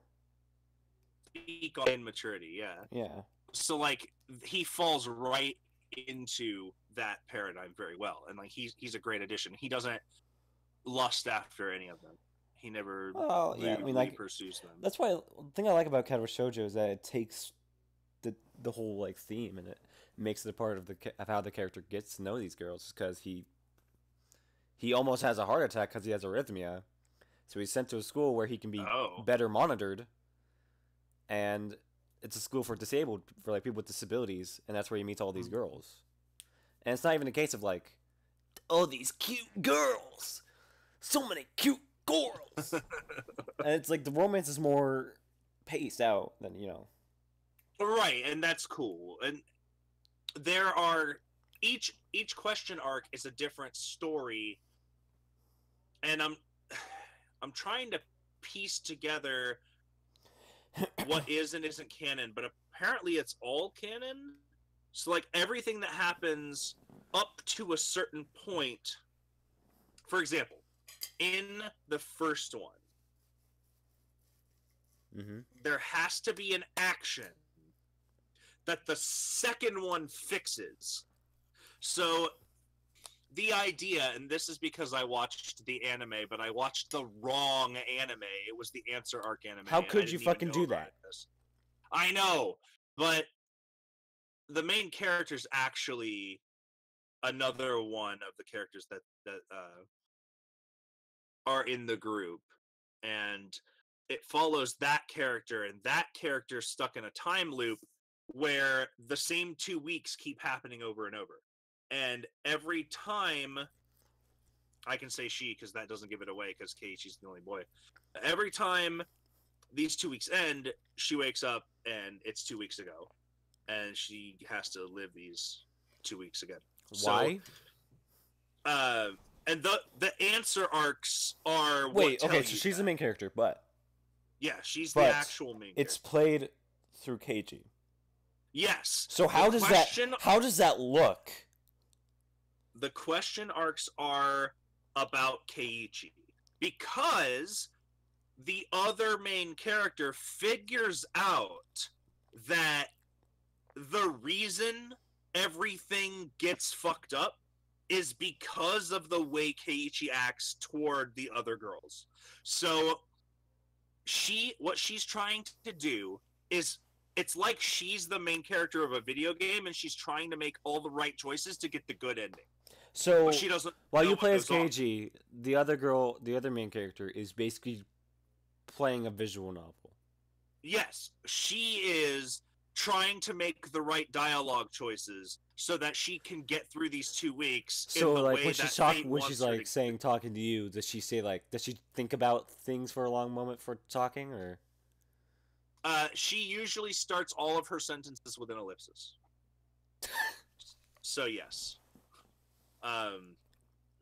So something in the first one is where the second one branched, and then I just started the third one, and the third one it references something that happened in the second one. So that's where I think the second one made a change, and now the third one, the third question arc, is getting to the next mistake. So the second arc's mistake is Keiichi does not give the doll to one of the girls. He gives it to the wrong girl. That So- asshole. Right, he gives it to the wrong girl. So Of course, does he knowingly do this, or is he just like he has no idea. he's just innocent in all just- this? He just looks over at the girl and goes, she calls herself an old man. She always says, this old man's got stuff to do, so I gotta see you later. So it's like, she would never want that doll. I'm gonna give it to this girl instead. But she secretly does want that doll. And he doesn't know, because she's never voiced that at all. Like, there's no way for him to have known. Yeah. And so the other main character picks up on that. Every time the other main character dies or otherwise learns someone in the main cast has died, she always tries to figure out why, and then when the 2 weeks reset, she guides them to do the right thing that will avoid that outcome. And she's been doing this is she- so long. Is she thinking that But this is how she's gonna be able to fix her problem? Yes, she thinks that eventually she will stop being caught in the time loop if she fixes it to where fate will be satisfied. And so this other main character, before she dies in the second arc, probably asks before she's killed, what happened? Why did it come out like this? What did somebody need to do to stop this? And the other character probably says, I know exactly why.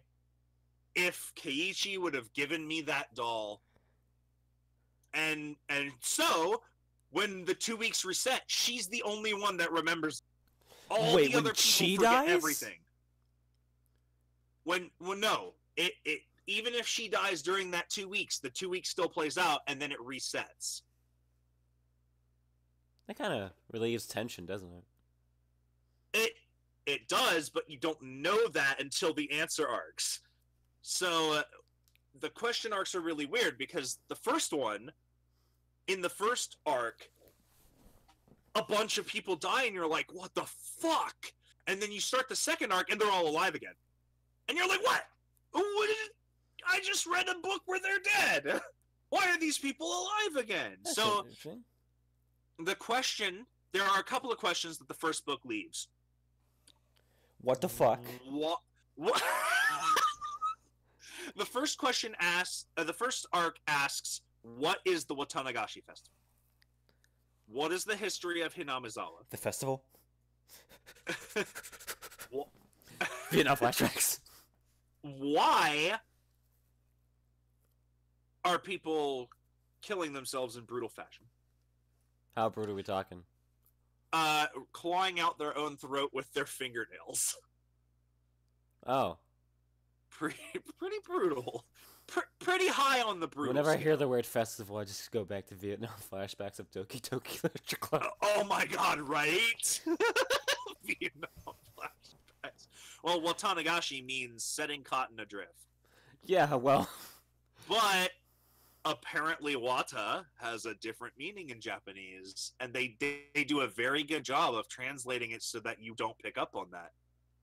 ah. So what? They find a word that has wata in it. Well, the festival is called the Watanagashi Festival, which translates into English as the Setting Cotton Adrift Festival. But wata means something different if it's put in a different context. That's correct. If it's put in a different context, Wata means something different. Interesting. And that is the question. What is the Watanagashi? That the first arc asks. And then the second arc is another question arc. It answers the questions from it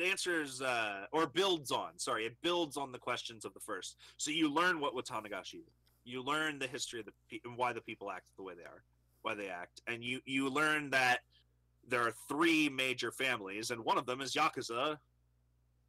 And you learn a bunch of stuff about the characters, like the 5 main characters, and you're like, oh shit, so how do you piece this all together to make it work so that fate is satisfied? And so, like, I'm on the 3rd question arc, which is about to ask the question, who is Satoshi Hojo? The question, how which does is, he- who the fuck? Right, and how And the does next he one will play... be, how the fuck? When the fuck? Where and the how fuck? does he play into the answer arc? Yeah. Because in Hinamizawa, ever since 1978, there has been a death. I would assume so. That was a lot of years. A murder. Oh. The game takes place in 1983. The 58th year of the show. Does it let you know? Does it let you know? Is it like playing like some dumb It does fucking let like you know. safety dance music? It does let you know it's 1983. Does anyone have like They have corded phones, and like says I grab the cordless handset and run upstairs to my room, that sort of thing. Yeah. Detectives are still wearing suspenders, but they're smoking cigarettes instead of cigars. So, the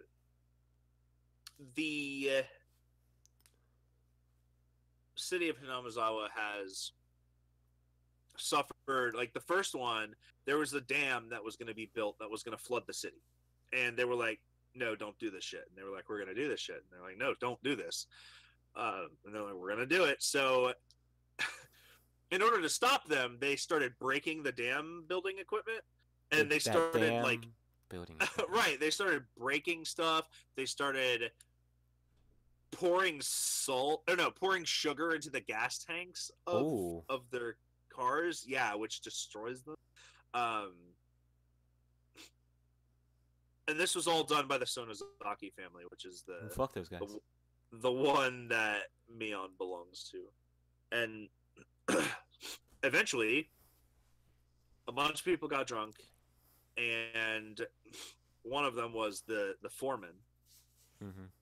And he was like, fuck you, I'm building this dam. And they were like, no, you're not. And they accidentally hit him.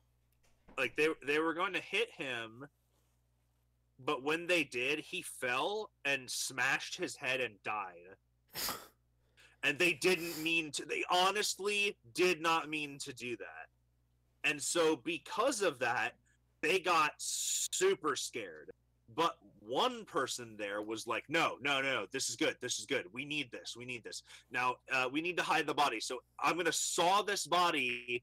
Or I'm gonna chop this body into pieces with pickaxes. What? And we're gonna hide. And each one of you is gonna take a piece, and you're gonna hide it. And they were like, fuck you. We're not gonna do that. And he was like, okay. Who wants to hide 2 bodies? And they were like, okay, fuck, we'll do it. Yeah, I know. This dude or chick was relentless. So that was the first death. But then the second death was somebody who supported the dam falling to their death on vacation. The third death was a priest of the shrine at Hanamizawa that did nothing while the dam was being built. They stayed neutral. Well,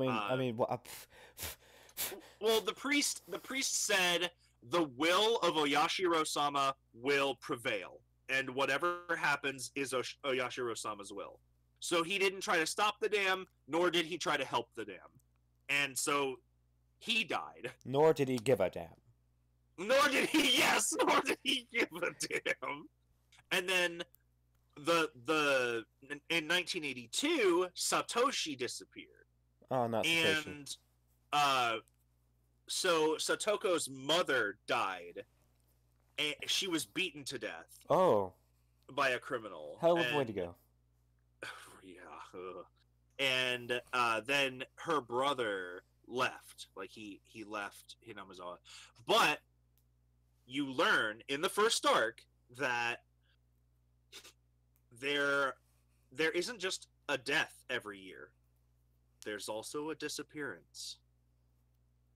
So the first guy, they rounded up all of the people who had a piece of the body, except for the person who had one of the arms. They were never found. And not only were they never found, they disappeared. No one could find them. Not even the people that had no idea this happened. Like, none of their family knew where they went. They're gone completely. The person who fell to his death, his wife also jumped off the cliff to try and save him, but they never found her body. And the priest who died, his wife went mad and left a suicide note and threw herself into the swamp to satiate Oyashiro-sama's wrath. But they didn't find her body. But they dredged the swamp, they found her belongings, but they never found her body. And then the aunt, Satoko's aunt, was brutally beaten to death, but Satoshi disappeared. And so they're like, well, now there's why is there a death and a disappearance? And they're all attributing this to Oyashiro-sama's curse. The guardian deity of Hinamizawa doesn't want people to come into or leave Hinamizawa because of the history of Hinamizawa. And you got to read to find that out. But so the question that the first arc asks is, are people doing this, or is a curse is there a supernatural, like, is there actually a real curse? And in this book, in this paradigm, they err on the side of these are crazy religious zealots and this is not real. Like, none of it is real. This is bullshit. And so like everybody in the actual paradigm of 1983 Hinamizawa Japan, they don't believe in Oyashiro Sama's curse. Mhm. But at the end of the first arc, when the person that brutally tears out their throat calls the detective for the last time, he says, "I never thought there was a curse, but now I'm certain that there is." So the book is trying to tell you that there is a supernatural element, even though there probably also is a human element. And in the second arc, also, the ending of the second arc, it's the same way. The entire second arc, you're like, the curse is bullshit. But then the very last thing that happens is like, oh god, that's super curse-like. So the third one, I'm wondering what's going to happen, because the first one focused on one of the girls. The second one focused on a different one of the girls.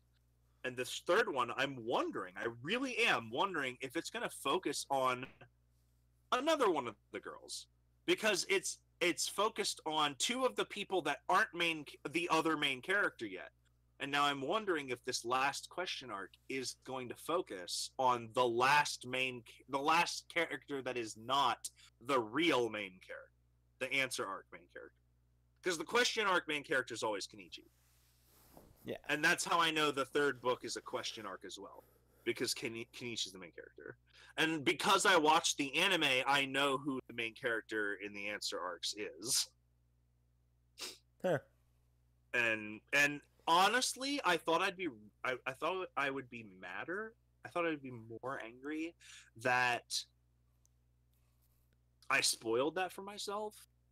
But really, all it served to do was give me a unique insight on my first playthrough of the world and what's going on. So now I'm even more confused than I would be if I didn't know that shit. Because that I know that, I'm looking at this other character and I'm like, you, right there, you are the main character. When is this game gonna reveal that you are the main character? What the fuck? So now I just have to wait, and everything's happening around. And okay, so like, you're supposed to feel as though you are Keiichi, and you get to learn everything Keiichi learned. But not only do I know what Keiichi learns, but I also know what the main character knows as well. And because I know that, I'm like, oh, like as soon as Keiichi gave the doll to the wrong girl, I was like, no, she's gonna kill you now. Oh boy. I was like, you made the wrong choice. So it's really compelling, very interesting. I really like the book. The third arc begins very weirdly. It uses the word "urk," U-R-K, 6 times in like a couple of pages, and then it uses the word "nostalgic" 3 times in the same scene. Like, that really bugs me about writing when you use the same word in the same I always scene. make it a thing to try and like, okay, how long has it been since I used this word? Exactly. Me too. Like And if I say on like the third one one. certain word in the same sentence, I'm like, nah, that just doesn't sound good. It doesn't. Like, it's jarring for me. Katawa Shoujo does that at some points as well, but not too much. Do they? Okay. This is the first time Higarashi's done this. So, and the reason why I think this is happening is the person who's writing this is ready to start writing the answer arcs. But they still have to finish this last I hate question that. arc. I hate that feeling. Right, and so like this, the artist is suffering, the writer, sorry, is suffering because of that rushed feeling, and I think that's what's happening to this writer, and that's okay. I'm giving them back a few points because I know that, and I hate that feeling, and I can totally relate to it. So I'm gonna do chapter 2 and chapter 3 and see see how they're doing it. They said it's the shortest chapter too. It always gives you like a difficulty, even though there's no difficulty. You just read, which is funny. I thought that was cute. Hi, And Stealth. the comedy, oh my gosh, the comedy is top notch. I would watch an anime that was just a slice of life anime of these characters. Yeah. And Yeah. it'd be awesome. Kano Shoujo's, yeah, it's funny as well, but It is also funny. well, yeah, of course it is. So yeah, I've been looking into like I'll have more on that. I've been trying, although I'm like 1/5 of a way, I would say, through Kano Shoujo, because I'm almost done with one girl, and by that time that means I'd have done 2 girls. I'm still looking into like which one should I start next. I'm thinking, considering what was it called? Fate Stay Night is like hard to get. I might as well just get it maybe in a bit of an illegal way, because it's very hard. From what I've heard, it's very hard to get. And that's all right. I feel the same way. I did that with Treasures of the Rudra. Yeah, I've heard it was good. Like one of my friends said it was like a really good visual novel. Apparently, there's some sexual stuff in it, which means I'll be having the censor Kirby at the ready. Censor Kirby. Yeah, I mean, hey, I have to have something. Right. It was like If you're streaming it, yeah. it was a situation where like I thought like, man, they wouldn't possibly have a sexual situation this early into the game. Oh god, it's the FBI! Oh no! The FBI's in the chat. What the fuck? The FBI. Oh no, it's the FBI. And one thing, yeah, got naked. I was like, oh god, I wasn't expecting it this early. Oh god, fucking, I gotta get it. I gotta get it. Fucking. And I like, I'll just take this picture of Kirby. I'll just slap that on her chest. And yeah, so I also got one visual novel called Root Letter, which looked interesting. It's like this person you were a pen pal with for so many years stopped sending letters after a certain amount of time. So 10 years later, you actually go to the town that they lived in and you try and find out where they went. Ooh. But like one of the pictures, like it makes me like, it amuses me at some point. It amuses me a bit because it was like, I am running out of patience. Just across the screen in front of this woman who had like an angry look on her face and it was in a clock. It's like, what the fuck? I think I'm gonna go for Fate Stay Night next, but Kano Shoujo. Honestly, I was expecting Kano Shoujo to be good, but it was like it's actually very good. Usually you expect the main character just to be this lifeless slate, because it's meant to be you. And that wouldn't have worked in this, because you have to have a character who, because otherwise you just have some regular kid going to a school meant for people with disabilities. And so you think, okay, so they're going to give him a disability and probably never have anything come of it throughout the whole thing. No. Actually, it does come back. Like, there are parts where, like, maybe one of the girls accidentally bumps into your chest, and all of a sudden you're just like, wait a minute, what? Oh, God. Okay, no, I'm good. Well, no, like, when it happens, it gets really scary, because, like, your heart, like, red just beats all around your screen. Like, as if you're, like, your heart beating. It's like, oh, God, no. And eventually, and that's actually more... It's more prevalent in certain characters. But what I like about it is that each girl changes your main character. Like, really? Yes. Your character starts off as this depressed, just like hopeless, just very sad, very, very bitchy to be here. Because he's like, all these people have these disabilities, and I'm the only one that actually looks normal, which he doesn't, by the way.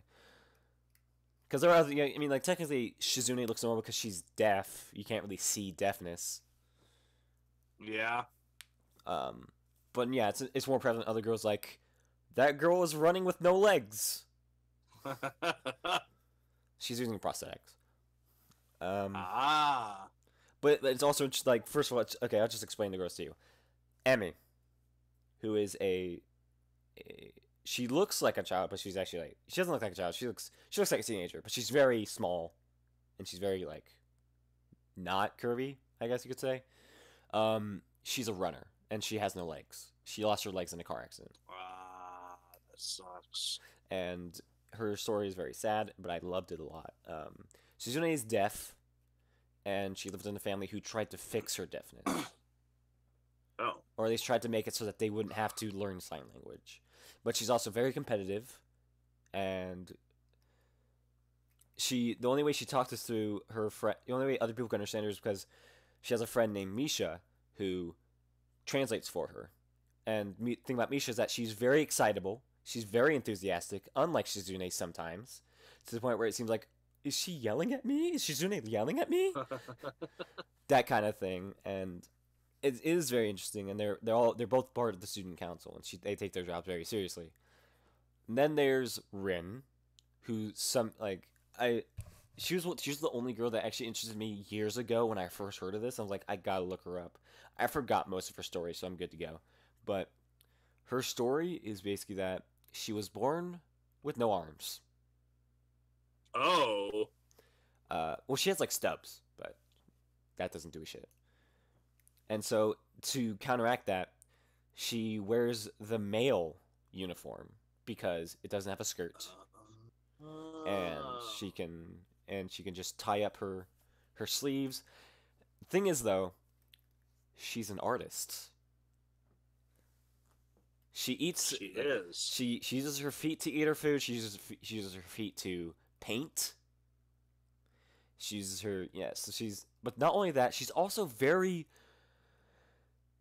What's the word? She spaces out a lot and just thinks about random parts of life. Like, and it gets really weird with your character because he just like he encourages it almost with his questions, like, but do you mean that literally? Like, do I mean that literally? Maybe. Maybe.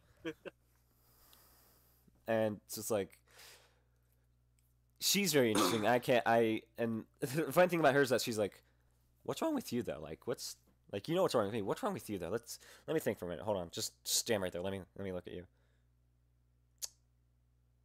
It's your dick, isn't it? She really said? Well, she's like, oh, I get it. There's a problem with your tackle. Oh, a tackle. And it's just like, what? I'm sorry? You said what? And what's cool about that, each of these girls are friends with one of the other girls. Rin is friends with Emmy, which is very funny, because the legless girl is friends with the armless girl. Oh. But they also get along together actually pretty well. And then Misha, you can't exactly romance Misha for a very specific reason. She's a lesbian.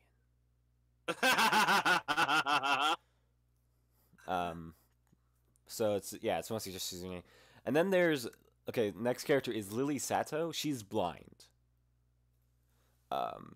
But she's also she's the half Japanese, half like European character that is usually in every visual novel. Right, yeah. But yeah, she's blind and she's autistic, and she's a class representative for her class, which is made up mostly of people who can't see or can't see well. She's very nice. I haven't really gotten into it, but her sister is really cool. She has a really cool sister. Her name's Akira, and she isn't blind, and she looks a lot like a man, but she's a woman. And she like wears this like business suit a lot, even in casual situations, and her name's Akira. I'm just like, that's fucking cool. I can't wait to do Lily's route. And but the thing about Lily is that she's very welcoming. She's very kind of like motherly, or like very caring about other people. Like, she cares a lot about her friends. And she's friends with this one very shy girl called Hanako, who's the other girl.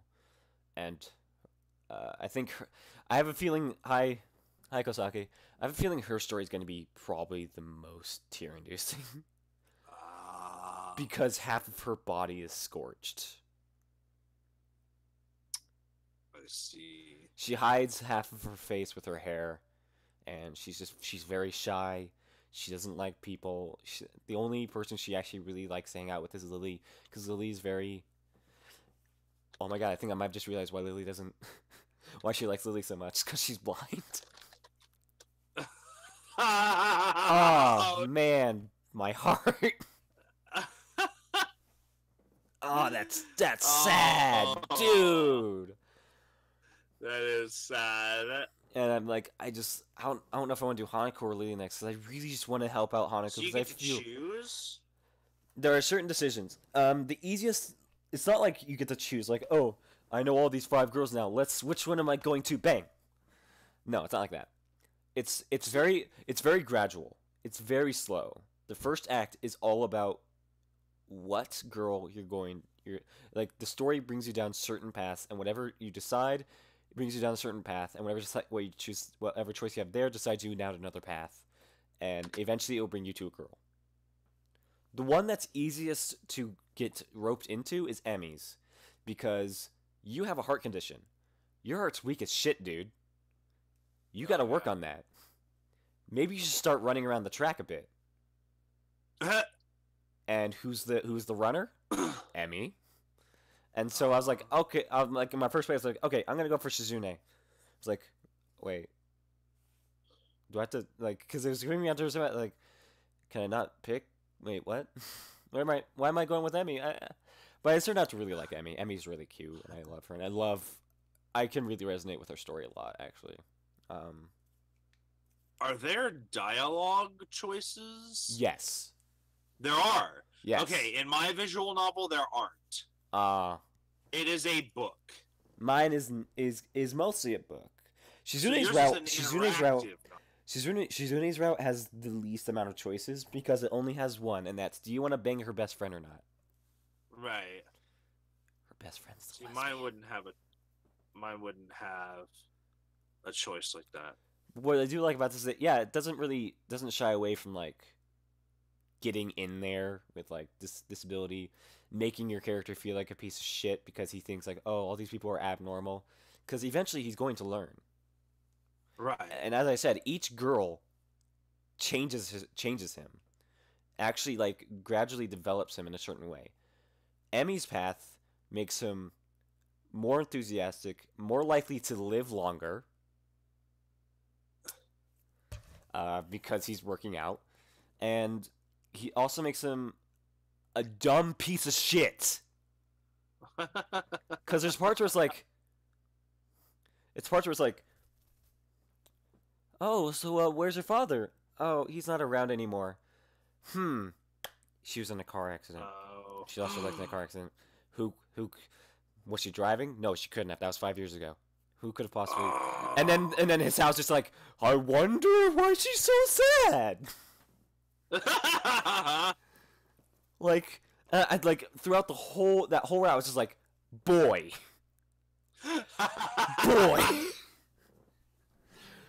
you dense motherfucker. You dense motherfucker. But it does make him. He is much more confident, and he's much more like joking around. It also like it's interesting how many different kinds of like paths they run that go down. Like, there are usually like 4 acts, so that means 3 acts that are all just about one girl, which impresses me because that means that there's so many different paths that branch off from Act 1. And like, yeah, so, and in Shizune's route, you become much more confident. You become a little bit more competitive. You learn sign language. Ooh. Is it legit sign language? It's Japanese sign language. Oh, it's not ASL. No. It's helping me brush up a bit on mine. I do need to start studying that again because I do actually like ASL a lot, but it's interesting because it's like, man, this one random boy is willing to learn this language for this girl he just met, and meanwhile her father knows nothing. Japanese sign language. If you don't remember, her father was that ninja I showed you guys last week. Oh yeah, the amazing sword for no reason. And the lesbian friend was the one with the Bush Cheney shirt. The fucking Bush Cheney. Oh god, this and yeah. So and she's right. You become much more. You're not dumb. You are not dumb in this route, which is surprising because in Emmy's route, you are pushed more down by your teacher to go like, let's join the science club. You can be a really good scientist. Why are you such a dumb motherfucker? You do not understand women at all. Well, I guess that actually makes more sense because now that he knows more about science, he knows less about women. And yeah, she's right. He becomes a more confident, but he also becomes a little bit more of a pussy. Because he's like, I don't want to, like, I know how to talk to her now, but I just don't know if I could do it now. I don't know if I could tell her all what I want to tell her. And so I'm only wondering, like, what I could learn, what will happen in, like, the other routes, like, in Ren's route, like, well, I learn to be more artistic in, yeah, because, like, characters that are more prevalent in certain routes aren't in other routes. The nurse and Muto are more Really? prevalent in Emmy than they will ever be in Shizune's. And instead in Shizune, you just get to know Shizune and Misha a lot more because you spend a lot of time in the student council. I kind of feel like that's also true for Higurashi. That certain characters aren't as prevalent In certain When- games as others. Yeah. Yeah, no, yeah. I know that the second game has almost nothing to do with the two young girls, and then it's just Rina and Mion. But the first one is like the first one has a lot of the two little girls. But the third one's gonna be almost entirely about Rika and Satoko.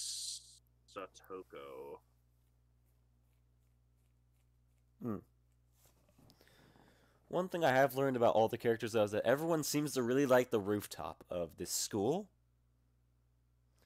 The rooftop is much more prevalent in Emmys than Shizune's, but eventually at the end of Shizune's, like, wow, we're getting on the rooftop a lot, aren't we?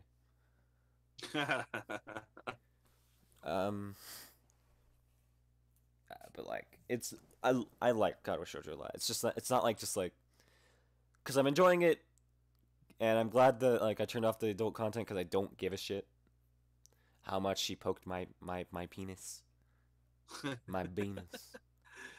But yeah, Shizune's really cool because she's very competitive. Like, all right, like one time there's a point where Misha and her father were arguing, and she's signing to be like, all right, let's all right, mission time. Whoever can stealth their way out of here in the most stylish fashion gets the most points, wins. Or it's like bonus points for saving my brother out of this. And then after it's like, you didn't save my brother, you get no bonus points. No bonus points. But she still fucks me. It has been almost 4 hours though. Yeah, I know. But also also the greatest thing about Kato Shoujo, it's free. Ooh, really? Free visual novel? It's a free visual novel, really good one. Very well done. The art might not be the best. The backgrounds aren't drawn at all. They're just like they're real pictures, but kind of like blurred a bit. Obviously, they had Yeah, no. That's exactly what it's like in Higurashi. Oh, then never mind. Yeah, okay, they're doing much more work then. Yeah, that same type of art where it looks like a real place but blurred. That is exactly what the backgrounds are like. Well, fuck me then. Wow, a free visual novel. That's interesting. But yeah. Because I could swear these places are just like pictures from Google Maps but blurred. Yeah. Yeah. Yeah, but I think you would like Kato Shoujo a lot. I think you should try it out. I probably will. I'm enjoying free. reading Higurashi a lot.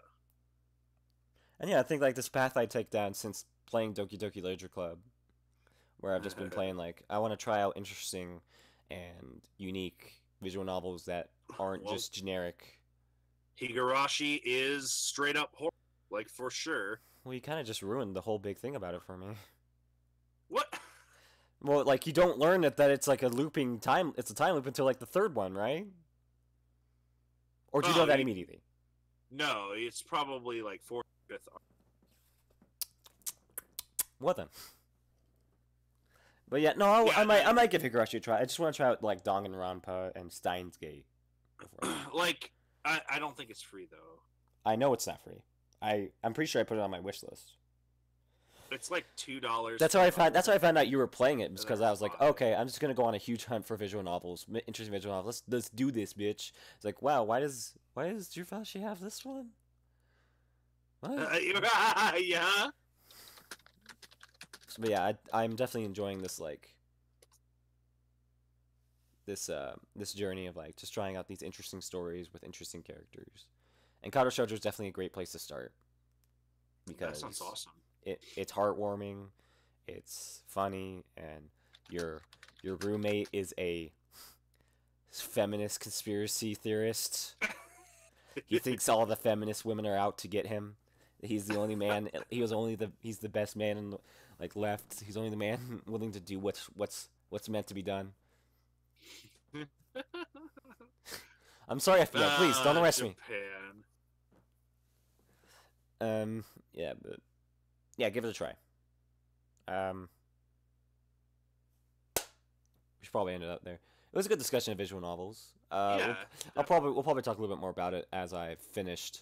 I'm probably gonna actually stream the end of Shizuni's Route tomorrow, because I just want to get that shit done before I start on another one. So yeah, keep around tomorrow. Stick around for 8 hours so I can sleep. Wait for me. No, just subscribe and just like wait for me to play it. Yeah, so hopefully I can get to the end of it tomorrow so I can get that shit done. And you will probably have Higurashi, the third Higurashi one done by next weekend. Yeah, I will. I'll have the third one done by next weekend for sure. Don't know if I'll have the fourth one started. I want to. This third one is apparently the shortest. That's what you've told me like 3 times. Yes, and I'm pretty obsessed right now with the fact that it is the shortest. Like I can't take this writing. Right, like it. I like it so far. It's just the weirdest of the 3. Yeah, I'm sorry about that, Kosaki. I mean, at least you get to see the VODs. Yeah. But yeah, so we'll probably have an update on our respective visual novels by next weekend. Yes, for sure. I definitely want to do more discussion. Yeah. All right. So we just had a big discussion. We had a lot of discussion. Discussing was done. Lots of discussing. I like lots of discussing.